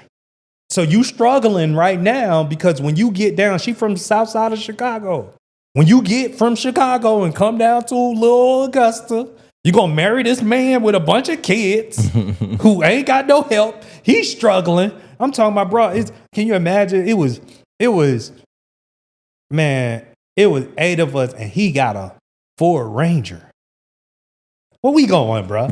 You know what I'm saying? A Ford Ranger. Where we going? We're not going anywhere. You know what I'm saying? And half the time he wasn't there because he was a firefighter and he would work 24 hours. So just imagine 13-year-olds just raising babies, 5, 6-year-old toddlers, 13-year-olds raising. It was a mess. Who gonna come in that place and not run? That lady came in there. Cracked her knuckles. That's it. You feel me? They're like, it's funny because my homies, when we was coming up, they used to give her the name because she didn't play no games. She was showing up to the school, everything. They call her the Godfather. That's what they call her. They had a little joke. They call her the God because homegirl, like south side of Chicago, she ain't play. And she was about business. She was about them grades and she was about, she was going to show up. But it made me the dad that I am today. Because my kids call up right now. Hey, we got to go. We got to wrap it up. You know what I'm saying? Mm-hmm. I'm the one. I'll give you an example. My little girl, her violin got stolen. Her viola got stolen. Like, this is what it manifests, the type of man it manifests. Her viola got stolen. And I'm like, where's your viola? Now, Kaylin, I call her gorgeous. She one of those, she ain't really timid, but it's time she ain't really gonna stand up for herself. Mm-hmm. So I'm like, what happened to your viola? So I let my wife handle it. After a week, no viola. 2 weeks, no viola. I said, okay. Went to that office. I said, listen, the principal here, they got the principal. I said, listen, my name is Colby Harris. I'm gonna come here every day until we find this viola. Second day, they found it. Magically. 3 weeks that went by, they didn't find the viola. I come in, I tell her I'm gonna be here every day until we find it. You know what I'm saying? But that's the type of dad, like my mother kind of like, she ain't take no junk, bro. She didn't take anything. So I don't take no mess. I'm showing up. That's funny. It's the funny thing about your stepmom is I had your brother on a year or so ago, Mm-hmm. and he talked about your stepmom as well. Mm-hmm. And it's the funniest thing about it, like she really had to been like that, because I don't remember seeing her. I know she existed. I never remember seeing her. She wasn't like, I'm trying to be seen all the time. But I could tell she had an imprint on each of y'all lives, a positive impact as well, because y'all only got good stories about her. Yeah. We know then, you know what I'm saying? We thought it. I remember. Y'all fought it. Y'all fought it when y'all was younger. Oh yeah, we fought it for sure. Yeah. I called myself. I was selling pills, and I was on the porch, and one of dude knocking on the window. I'm like, yeah, I got the pills. I'm going to the front door and I'm finna give the pills. She standing, she just come. I'm talking about, listen, man, it's just so funny. She got her bonnet on. See what they call her, the moo-moo? What they call her? The moo-moo, She opened the door and she just standing there. She knows something going on. Man, do you know that boy took my pills and I tried to chase him for months to try to get my money back. But I just learned, bro. This ain't for you no more, bro. Like, this ain't it, G. That's funny. What how would you like when you for this book? What genre would you put it in? Like, what is it seems like a biography, it's not a biography at the same time. So I don't know what is you categorizing this book as? So I categorize it in a few different things for structure. I'm trying to get it to be a bestseller. So it's in the biography, memoir, personal growth, Christian religion. It's in that space. Yeah. I could play. I thought about putting it in the self-help. In some areas it is. That's why I thought of it. But it's so tough. The self-help category is super competitive, and as a new author, it's just hard to kind of rank up in the self-help. So we'll see what happens though. What when you think of a hidden superpower? Mm-hmm. What is that, and then how does one find that hidden superpower? What does it take to find that? I'm gonna tell you what's crazy. I didn't find that hidden superpower until a year ago, and that's why the book never felt complete in all those years. The $100 book and all that's why it never felt complete, because if I wasn't convinced, I'm like, I can't put this out. But the hidden superpower, man, is forgiveness, bro. Bro, just imagine, my mother left, friends, family betrayed me, my dad, my brother Marcus, my brother Andre, my dad, I lost him, Antoine, man, bro, I was hurt. I was hurt. And it was prohibiting me from being dope. You remember, I know you remember. Man, I had wore that bitterness. I was so convinced. I was like, I'm done. I'm done with all the motivation. I deleted all my stuff off of social media. I'm like, I'm cool. And I remember saying this to my therapist. I was like, yo, I'm done. And she laughed. She was like, and I was like, what you laughing at? She was like, how you gonna tell God what you gonna do with the gift he gave you? And I had to realize, it's something there. But I was hurt and I was in denial. I don't care. These people betrayed me. I coach, I develop people. I was giving people game. I was doing all these things for people, for them. This wasn't for me. I didn't want any. Moving forward, I will be taking interest on anybody. You get game from me. Moving forward, it's a little different. But I'm just saying, like, at that point, I was just giving game. So, but I had a lot of expectation with the game that I was given because it was divine. But I felt like people was just using it. And they was just taking it, they was running with it. And but I had to learn, man. I thought about somebody today. I think I was putting on my shoes or something, and I thought about a certain person because I'm going back through in my life, just every person I felt maybe betrayed me or hurt me or whatever. And I'm like, man, I forget that person. You know what I'm saying? Like that's the space I'm in because it's like, it's easy to hold on to the pain. Like, oh no, they betrayed me. They gotta wear that. It ain't them wearing it. It's you wearing it. But I had to learn, like, no, my hidden superpower is forgiveness, bro. That's everybody hidden superpower.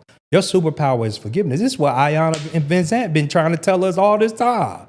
Like, get rid of this brokenness. And if you wanna fix your foundation, all the cracks in your foundation, you gotta go and find those people in your life internally. I ain't saying you got to go physically to those people. You just got to find that and forgive people because you don't even know that you need to forgive yourself yet. Just imagine yourself walking in and there's a pile of stuff. And then you get to the bottom, you like, dang, I didn't even know that was there. And what's there is you. The you part is knowing that, I laid down and I let all this pain, all this hurt compound on me. And I tried to carry it at times. And I wasn't successful. And all the things I aspired to be and all the things I wanted in my life, I didn't achieve yet. But it's all because the price of admission to get in that room of success is forgiveness. And if you ain't willing to give up the price in order to get in the room, you just won't get in the room. You know what I'm saying? So you can't get in the room carrying all that luggage. You carrying it. Like, think about it like a plane. Like, you can't even get to that elevation because it's too heavy. You know what I'm saying? Like, you got to be willing to give that. You got to drop some stuff. You ever seen the planes where they drop fuel to elevate? Like, that's what you got to do. You got to get rid of some of that luggage, some of that stuff, because you're carrying it for no reason. It's just there. You're hoarding pain. You know, it's funny. I know. Even in the biblical sense, or you think about forgiveness and just forgiving someone. Yeah. But you think about this baggage in general, because forgiveness is just, when you don't forgive somebody, you just adding baggage to yourself. And I don't think we think, art is an amazing thing, man. Art is a beautiful thing. Yeah. And one thing I always wanted to do was talk about this song and break down all the ways she could be talking about it. But I think about Erykah Badu, Bag Lady. And at first you hear it just sounds like a cute song. You know what I'm saying? But if she say, like, Bag Lady, you're going to hurt your back. Yeah. Dragging all them bags like that. Even the part when she say, because one day he going to say, you cried in my space. Yep. It's not you. It's just all the shit you come with. Yeah. It's like, yo, that's too much, bro. Yeah. And then you wonder why your relationships ain't working out or your friendships ain't working out. Or people don't be around you. They don't like you. It's like you got a lot attached to you. It's not even you. Yeah. But I don't know who you are. It's like having a lot of makeup on. Yeah. I don't know who you are. You got mad foundation on all these problems, all these situations, all these baggage. Forgive people, and find yourself. Find yourself. Like, it's funny. I saw somebody doing a live and his brother was talking about, he was like, how is it me? How is it me? It can't be me. He was talking about different women, and I only kind of saw a little bit of it, right? One of those guys. Yeah. And I was like, man, oftentimes I find myself in rooms, and I'm usually one of the smartest in the room.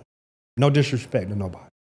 But one thing I had to learn going through therapy is I don't know nothing. All that I think I know is not enough.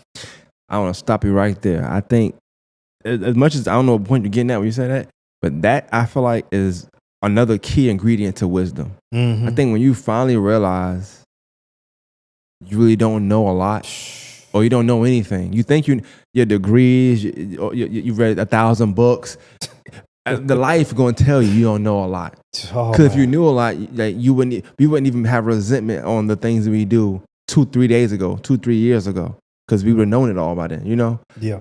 That's just. I thought that's important. Man, to to me. add to that, the last person who thought they knew a lot, they jeopardized their whole legacy, and that was Saul in the Bible. Saul thought he knew. God told him something. Like they prophesied, and God, he was royalty. He told him to kill everything and move forward. He thought he was going to take something with him. He know better than God. And that cost him his legacy. Now his heir won't get the spot. This is how David come in. Right? You know what I'm saying? Like you don't know nothing. You know what I'm saying? Like you need to position yourself in a place where, or humble yourself into a place where you just there to receive something. And now I go into rooms with grace. Like that one time I told you I was going into a call and I was like, oh, what can I combat? Like, no, I go into a room now with grace because the display is to show God. This ain't about no spiritual thing. This ain't about churchy thing. You know what I'm saying? Like, I'm not somebody who subscribes to church every day, all that. Like, I'm not. But you can't tell me I don't have a relationship with God. You can't tell me when I'm teaching my kids about the Bible every Sunday that we don't have, God is not in the midst. You know what I'm saying? Yeah. But I think what happens is we religiously subscribe to all these things to validate that these are the things that we know. I got a master's degree in it, and I took a psychology class, and I did this, and you know nothing. That's true wisdom. You don't know nothing. I don't know nothing, bro. All I'm doing is telling you and sharing my experiences. That's it. No pun intended, but it's funny as hell even talking about it because Erica Badu also got a lyric. She was like, "A man who knows everything knows nothing at all." Know nothing at all. Like not to stay on Erica Badu, of course, but, you know, like this her music and the stuff she has said in the past. When you think about it, like. You can really, if you really digest those lyrics sometimes, and you sit back, you think like, damn, they've been told us this. You think about, I know you was talking about Saul. I think about your father-in-law telling you 6 to 7 months before you close the store. Hey, close the store. Delivery might not have been there, but you weren't ready to receive it anyway. It could have been a perfect delivery. You just weren't ready to receive it. Him telling me, hey man, why don't you just take a break? And I'm looking like, take a break? I'm 30. You bugging. I'm taking a break 5 years. No, now I've been on a break since then. I've been on a break, but I've been coasting. I move smarter, and I think that's due to me also being. You got to be open to be like, you know what, I might be smart. That's fine. I don't know everything though. You don't know. And honestly, the person I think don't know a lot. I'm even now the age I am and where I'm at in life. I'm wanting to learn from that person as well. I might feel like you don't know nothing, you full of shit, whatever, right? Yeah. But somewhere in your life, I can learn something from you. Yeah. And even if that's don't do what this nigga doing. Like I'm gonna learn something. I'm go gonna this way. Go this way. Don't go that way. That's funny. Go this way. Don't go that way. But that's wisdom. Yeah. And I think of you even saying like being on a call and being like, okay, well, what can I say to come back? Right? There's that mindset, but not realizing like. I can just really take someone's point, polish it, and represent it. Without me saying, you're wrong. This is what you should do. It's like, hey, I want to piggyback up what you're saying and say, whatever that might be. And they're like, you know what? Damn, that is good. So now instead of you being combative, like it's you joining forces, but you're also not making somebody feel like they're wrong. You might still be wrong now, but I'm not going to tell you that. I'm going to just repackage it for you. And it's like two things, like it becomes triggering. You know, like, cause you like when you realize that everybody is broken, and you start to realize, like, just imagine, like this world, like when you meet a person, every trigger that they have represent a landmine in this room. You know what I'm saying? Like you gonna tiptoe because like, oh no, I'm going because I really love this person. I truly want to be there for this person. But I also learned that like a lot of people. Majority people, now that God has taught me to see people hurt or see people brokenness, majority people, like, they are distracting themselves from the pain. So they're going to go and buy the Porsche. They're going to go and buy the thing that can make you think that they're not hurting. Because everybody want to hide their hurt. You know, I ain't hurting. I'm good. I'm straight over here. Like this the whole social media thing. Like you go like Facebook, the whole social life, the competitions, and how many accolades and how many things. I just want to show that I'm not hurting. No, you broken because you need things to fix something that's spiritual. These things can't fix that. You know what I'm saying? And they actually devalue you. But a lot of people don't understand that. Oh, he look like he got money. She look like she got money. Or she look like she doing well. No, those are distractions. Because what you should be seeing is like, all right, boom, what their heart look like.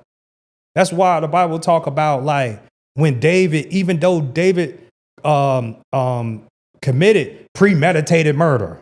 You know what I'm saying? Like he slept with Bathsheba, but like, who was married, and he conspired to get her husband killed. Like, you know what I'm saying? Why would God say that's a man of his own heart? Why? Because there was something there. David was forgiven. David was remorseful for what he did.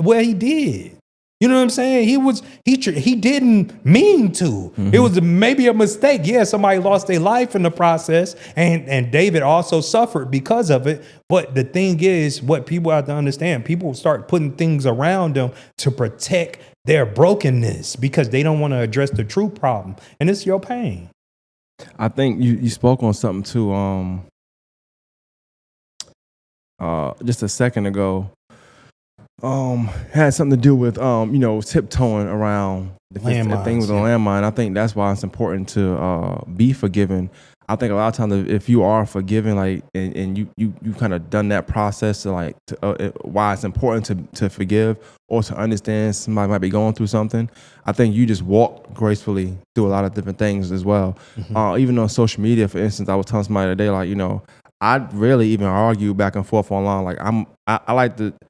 I mean, I'm gonna do my joke and stuff here and there if it's just jokes. But you gonna troll? Yeah, I'm a troll. I can control that narrative as well. But I also feel like I'll do that before I go back and forth with you. Like I'll let you think you won, but I can also disagree with you.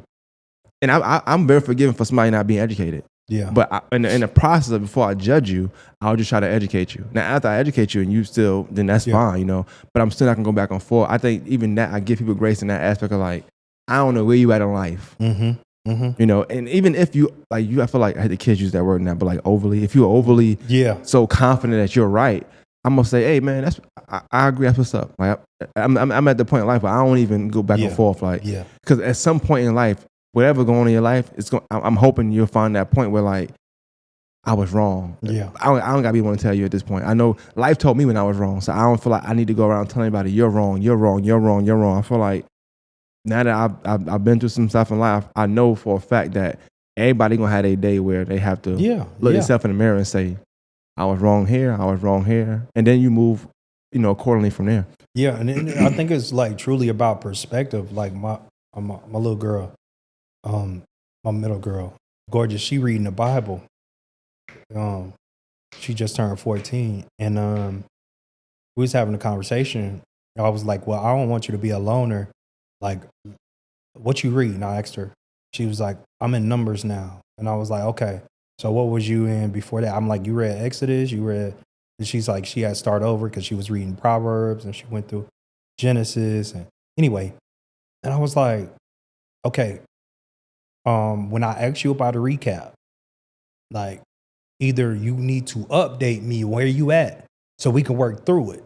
I know you 14-year-olds, they got ChatGPT, they could, you know what I'm saying?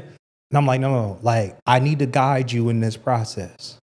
Not because I want you to have this, I want you to have a true understanding of this word. And the reason why it matters is because it's relative to perspective. My girl, my kids, I ain't had no struggle. I came from it. Like I have a different perspective on it, but I had to tell her, I said, listen, every year of your life that you go through, and if you go back to that word, your favorite scriptures, your favorite verses, it don't matter. They're going to change based on where you are in life. 100%. It's going to change. It's like you had one perspective on it. Now you struggling. Now you got a different perspective. It's going to change. And I think what people got to understand is like, everything that you going through in life that's not that big, not that deep, and everything you think you know is going to change next year. It's going to, because you're going to go through something that's going to alter your belief, alter your development, alter your trajectory and your journey. And you're going to have a different perspective of where you thought you was the year before.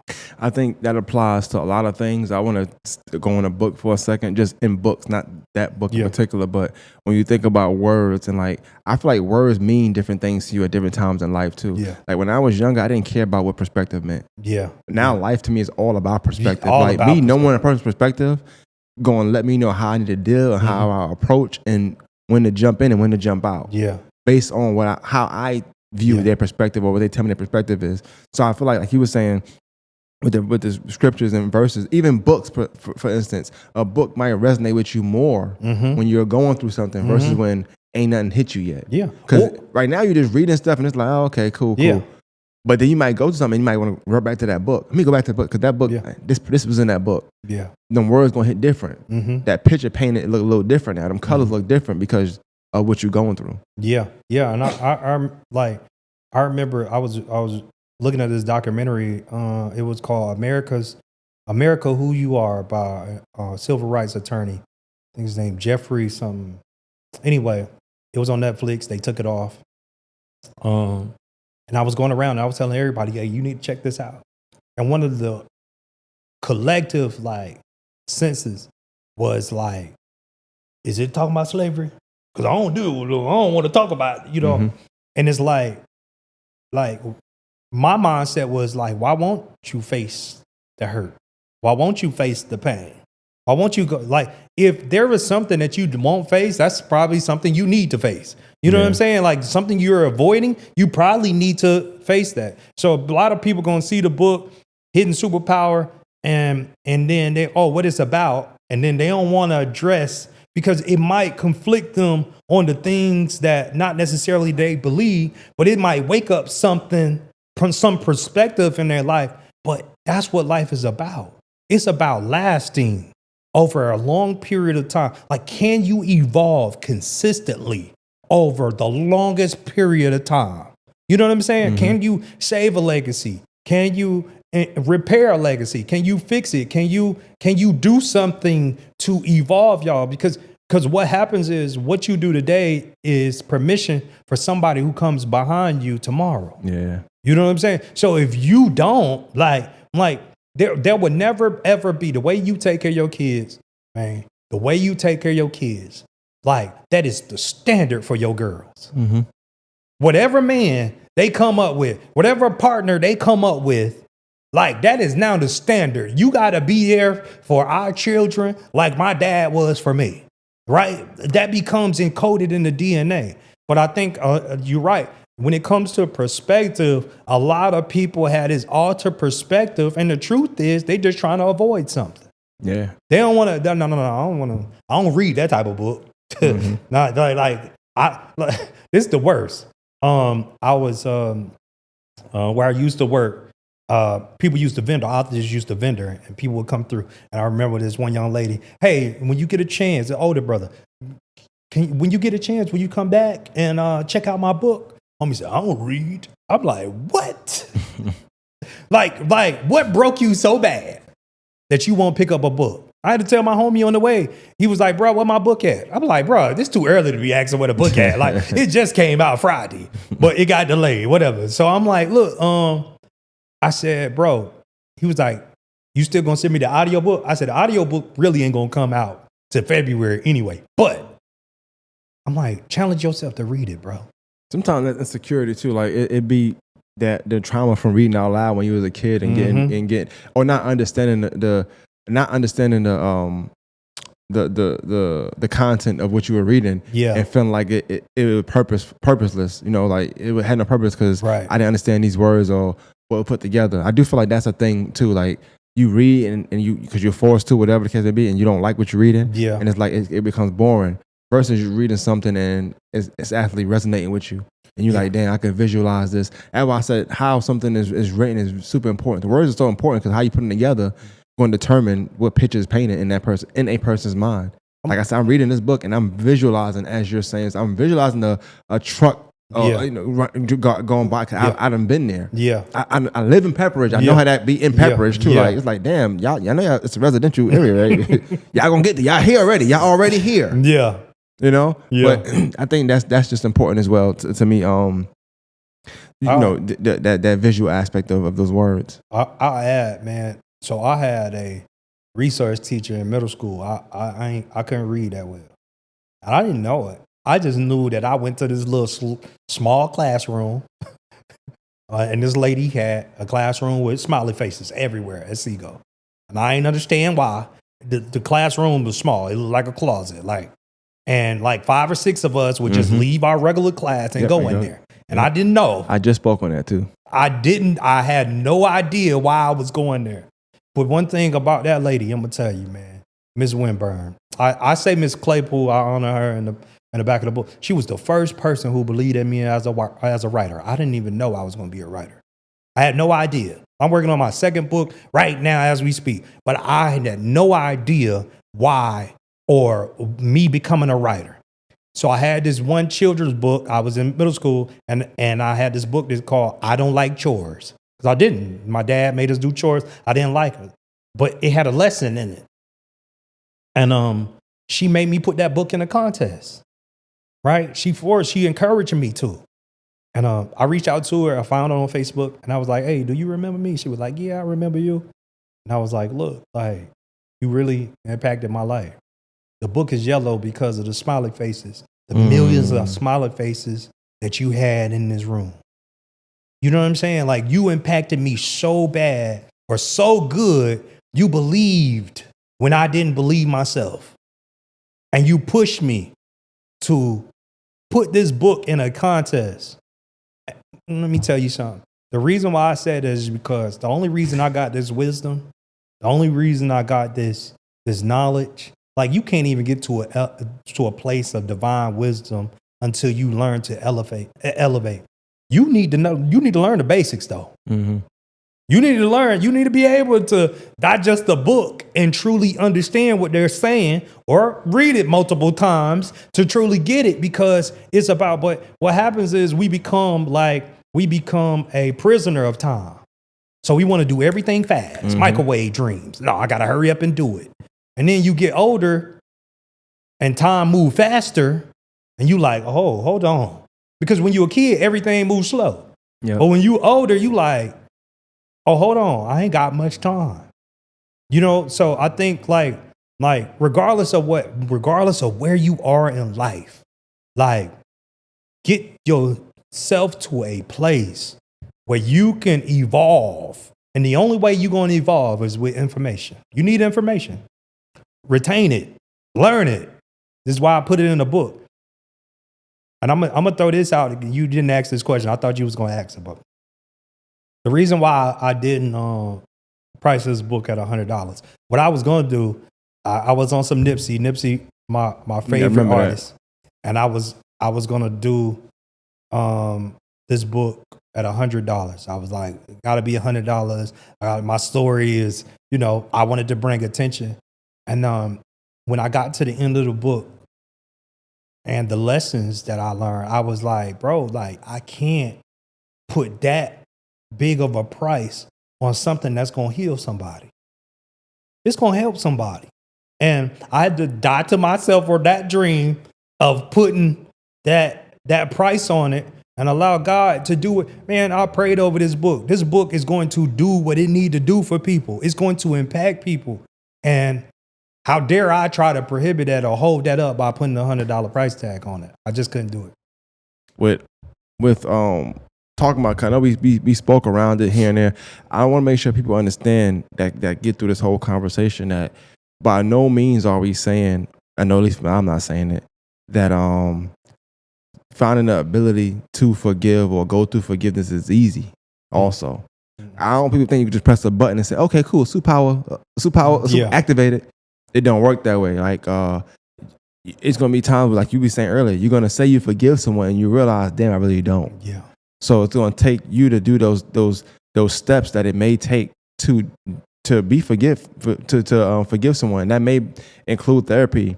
That may include reading books on forgiveness. They may be having some kind of content you watch on forgiveness. Maybe watching something, talking to a therapist, learning new verbiage. You know, how to other response tactics or things of that nature.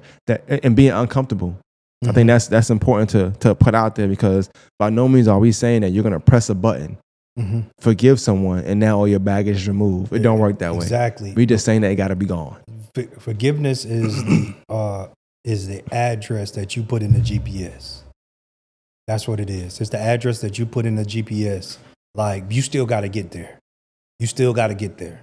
But you can't get there if you don't know the address. Where we going? You know what I'm saying? Like, what location? Yeah. So forgiveness is what you put in the GPS, and now you have to find your way to that point.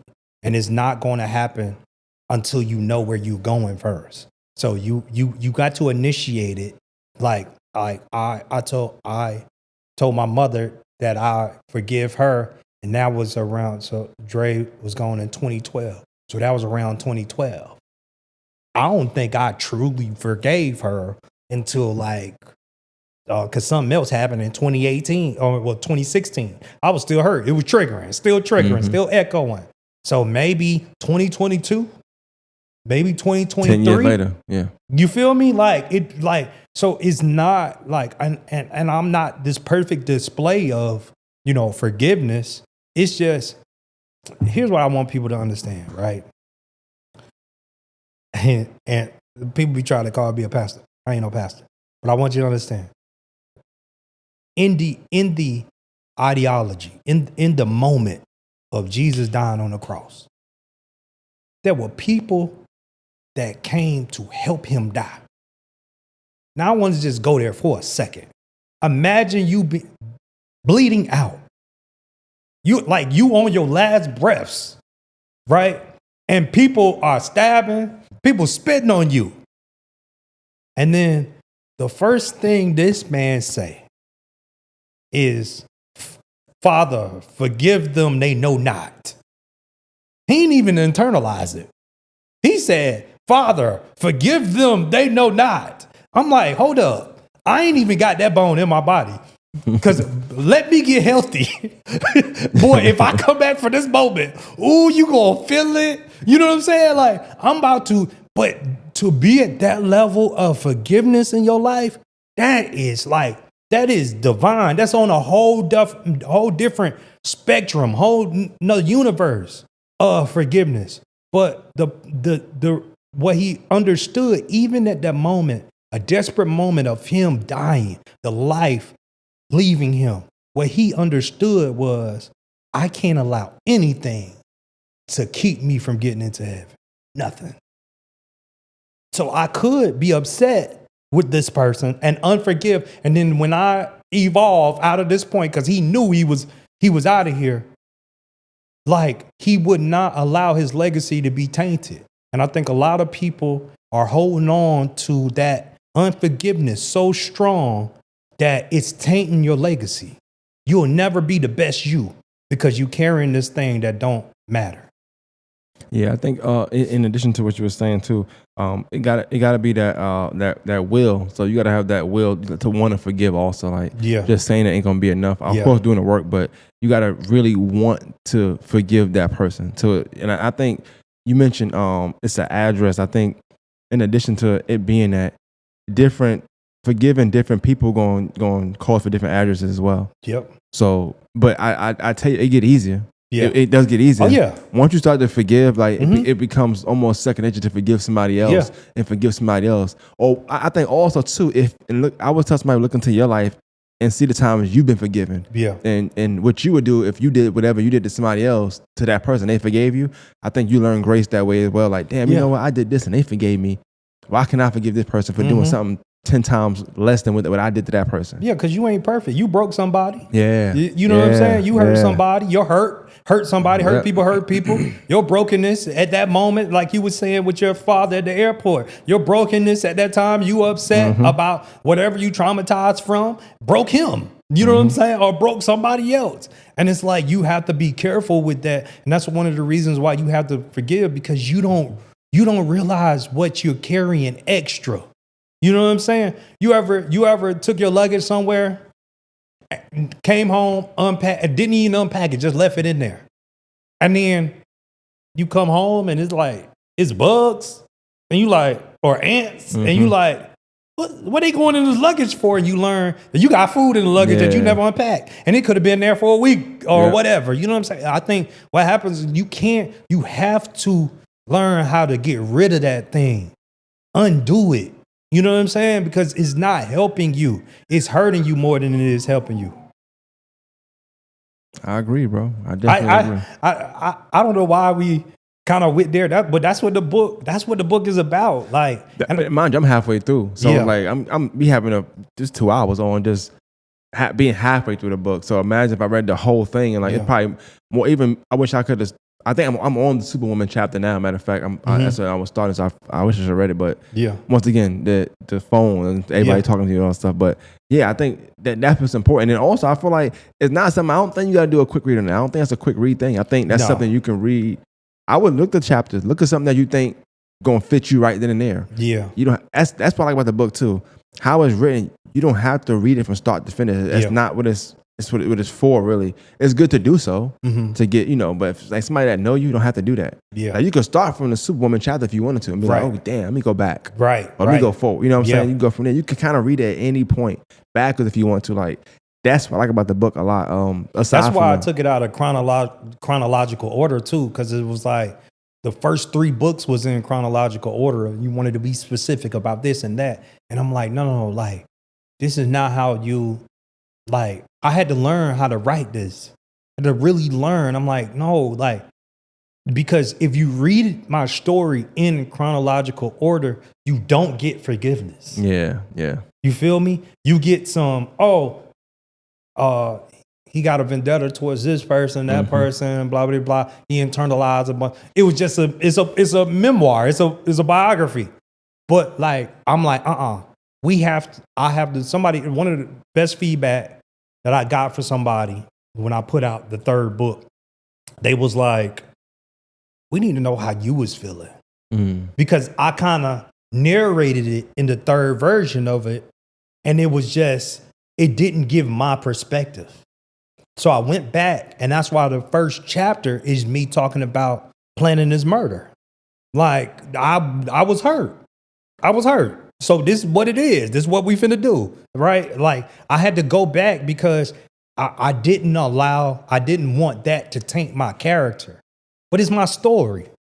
You know what I'm saying? Like, God didn't take me through this to keep it to myself. He took me through it so that I can display it and know that no matter how much suffering, hurt, life kicking your butt, 2-piece, like, no matter how much you went through, you could still get to this point.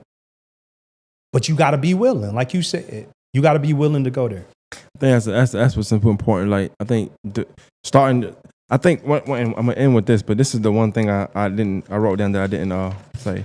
And I think that this is a perfect ending when you said, purpose without a plan is a daydream.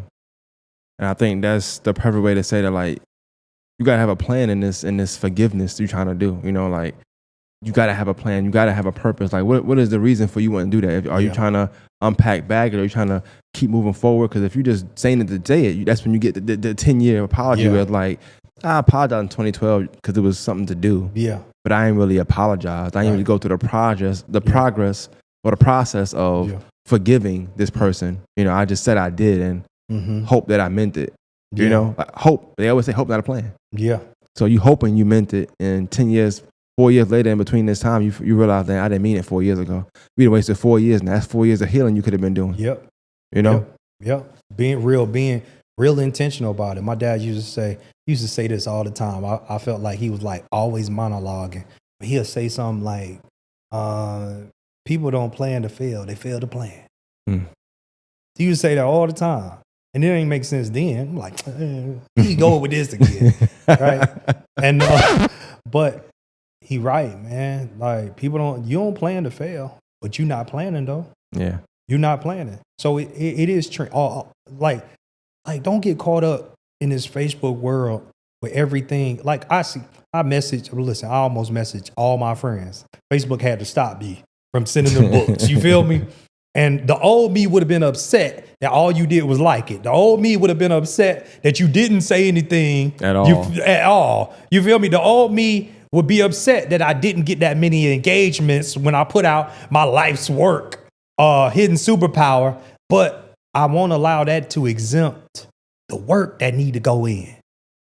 The work. I got to work now. It's game time now. God said, give me the book. But faith without work is dead. So I'm going to work this book. So if it don't become bestseller in the first week, cool. We gonna work. You know what I'm saying? Like I'm not, I don't care. Like I looked at the numbers. The numbers are good. My hard girl had to check me. She was like, you're selling the book. You do it, whatever. And I'm like, yeah, I got good numbers, but we got work to do. It's game time now. You know what I'm saying? But I got a plan. You got to have a plan with your purpose. And like God needs somebody assertive. And if we're going to close out, I'm going to leave you with this. There was a moment where Moses, hey, I don't even know why we make it this super biblical. I'm sorry, bro. But Moses was upset. He was upset with the people that he was leading, Israel. And God gave him a task. They was looking for water. They needed water. They wanted, like, God provides. We need water. And Moses felt like they didn't deserve water. No, you don't deserve no water. But God say, speak to the rock. And I'm paraphrasing. He said, speak to the rock. And water was supposed to come out. But Moses was mad because God gave him the order, but he's also mad that these people are ungrateful. So he thought that he was defending God. And in him defending God, he say, we must give you water. We must give you water. Now, a lot of people, when they read this, they'll miss it. They say Moses didn't get to the promised land because he didn't, because he disobeyed God. Well, Moses had disobeyed God several times. This wasn't no different. Like he disobeyed God. Moses was a chief. He was a general. Like he was a warrior. That was him. But it was the moment that he compared himself to God. He made himself no longer the servant. He made himself like the savior. We must give you water. That's what God didn't play with. And that was a weightier sin than all of them together. You will not misrepresent God. And it cost Moses getting out of the promised land. And I want people to understand, like the reason why you're going through this struggle every day, the reason why you're going through this struggle that you're supposed to develop through is because God got to break you through something. He got to evolve you through something. He got to develop you through something. Yeah, it hurt, but you would never be the same once you survive this. But even better than that, once you come out, the goal is for you to display a different impression of who God is to people and not represent him or be the defender or the bodyguard of God, but a perfect representative of God. No, that's deep. That's definitely deep. That's definitely deep, bro. I think that the book can help a lot of people. Even if they're not going through something, I just feel like it can help you help somebody. Yeah. Help you gain or get more perspective on some things you've been through. Right. Maybe how you mishandle something or how you handle something well. Yeah. You might say, damn, you know what? I did this unintentionally. I just feel like it's a good book. And like I said, I'm halfway through it. But I felt like also I read a lot of pages more than one time. Or it's just me. I'm one of them dads. I was like, hey, Brooke, let me read this to you. What you think about this? What this passage mean to you? Yeah. Just testing my kids out, you know. So when I read, I always like reading group wise. So I'll read and I'll bring something to you and read it to you. So that's why I probably can't get through the pages as quick as everybody else. But cool. I always do that. And I didn't want to write on a book, of course, but so I'm writing stuff down as I'm doing it.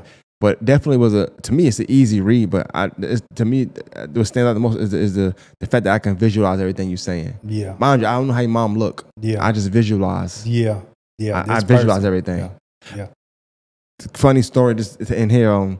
Today I was at my job talking to a lady named Miss Dot, and it's funny because like people might not know you. They know you, but they might know you, but they don't know that you relate to this person, that person. So I say, hey, remember the person that got killed in the park in Meadowbrook? I say, yeah. I said, yeah, I'm interviewing this because she asked about the book. What book you reading? I said, oh, this is his book. She said, "Oh, is that the one?" I'm like, "It's a lot of brothers. Don't start describing them because you probably get the wrong one." I said, "No, but reading." She read the back. She like, "Oh, his mom is such and such. I guess her Facebook name or something like that." Mm-hmm. I said, "I don't know, Mm-hmm. but I'll go with that if you're saying that's what it is." She said, "Yeah," because she was describing. I'm like, "Yo, it's a small world. It's a small world."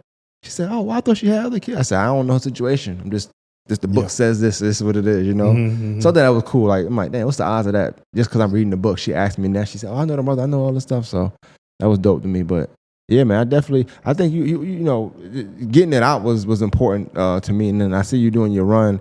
I'm curious to watch Mr. Doe's episode with you.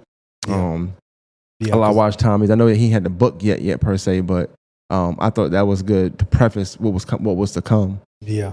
Just the speaking aspect of thing, but I also see that you help Tommy a lot. He talk on the phone, and he mentioned you every time now. So he's a good dude. Yeah, he's a good dude, and I think I told his wife, I was like, "Yeah, I got a new best friend, whatever." Super genuine. Yeah, genius guy.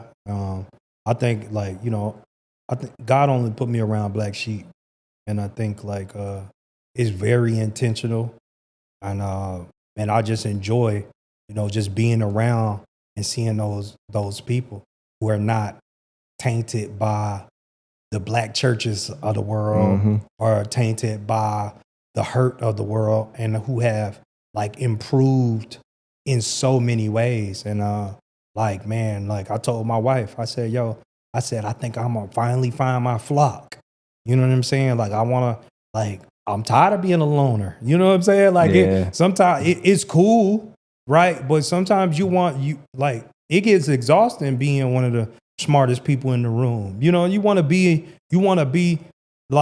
contribute as much as you can, but you also want the iron sharpen iron. And it's time for me to get around other blacksmiths. So for sure. Nah, that's what's up, man. Yeah, I'll make sure y'all go purchase the book. I'll put the link in the description. I'll try to put the link on any reel I share or anything I'll share on my story. Of course, it probably could be clipped up a lot. I already know I'm gonna have a bunch of clips on this, probably like 60, 70, 80, 90 clips. Ain't no telling. I wrote a lot of notes down. I like to write my notes and stuff. Yeah, though, so. Yeah, you got a lot of notes. I'm writing down notes, man. Let me ask you this. Do you think I know the other interviews did well, but do you think a lot of people were receptive to a lot of the things that, if you kind of go back and you look at all the interviews, I think all of them kind of, when I recall them, even this one, all of them kind of it show me in a different time, and it evolved. But do you think people that did watch it are receptive to the information that's in it? Yeah, because I think, and I think that was one of the ones that told me it was super important to clip stuff up. Whatever reason it is, that's why books got chapters, I guess. That's why, we got summaries and stuff. People like stuff summarized for the most part. And that's why I spread my clips out now. I don't do them day after day after day. I might do them 1 week, whatever. I think people be receptive to the clips that they don't like stuff in its entirety.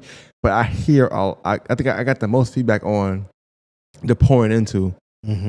I think that's what's important. I think it's important to clip up the information in a way where people can digest it very quickly. Yeah. And I think sometimes because we might describe some things. So let's say a clip is 2 minutes. I try my best to make it 1. Yeah. Just so people can watch it through. Because you get the first 15, 20 seconds is important. Yeah. And so you kind of do that. So I would say yes, but I do think I doing a better job of clipping up stuff the right way. But what you don't want to do also is clip up so much, whereas you putting a clip out Monday, Tuesday, Wednesday, Thursday, Friday. Like, hey, look, I seen this nigga 10 times right now. I'm done watching it. Yeah. So I have to make it, which I like Opus a little bit because it kind of grade them for you. So you're like, okay, what's the best to put out? But what Opus might see as a D, I feel like it's an A if I add this part to it. Right. So I always try to play with it. But one thing I do is I write stuff down. Like my notes, I'll have use. So I got some stuff that's just good stuff. Then I got some stuff like this need to be put out, or this is a reel. You're right. And so I'm looking at the time, how long it took you to say it. I'm like, okay, use but edit. Use but chop this up. Add this to that. So I'm writing all that stuff in it. I think the clips is just super important. And if you put the full link with the clips, then yeah. But I also feel like it's a demographic thing. So people that are going through something always going to gravitate more to what the stuff you're talking about because they actually in that process of of trying to heal or Right. trying to learn themselves. Yeah.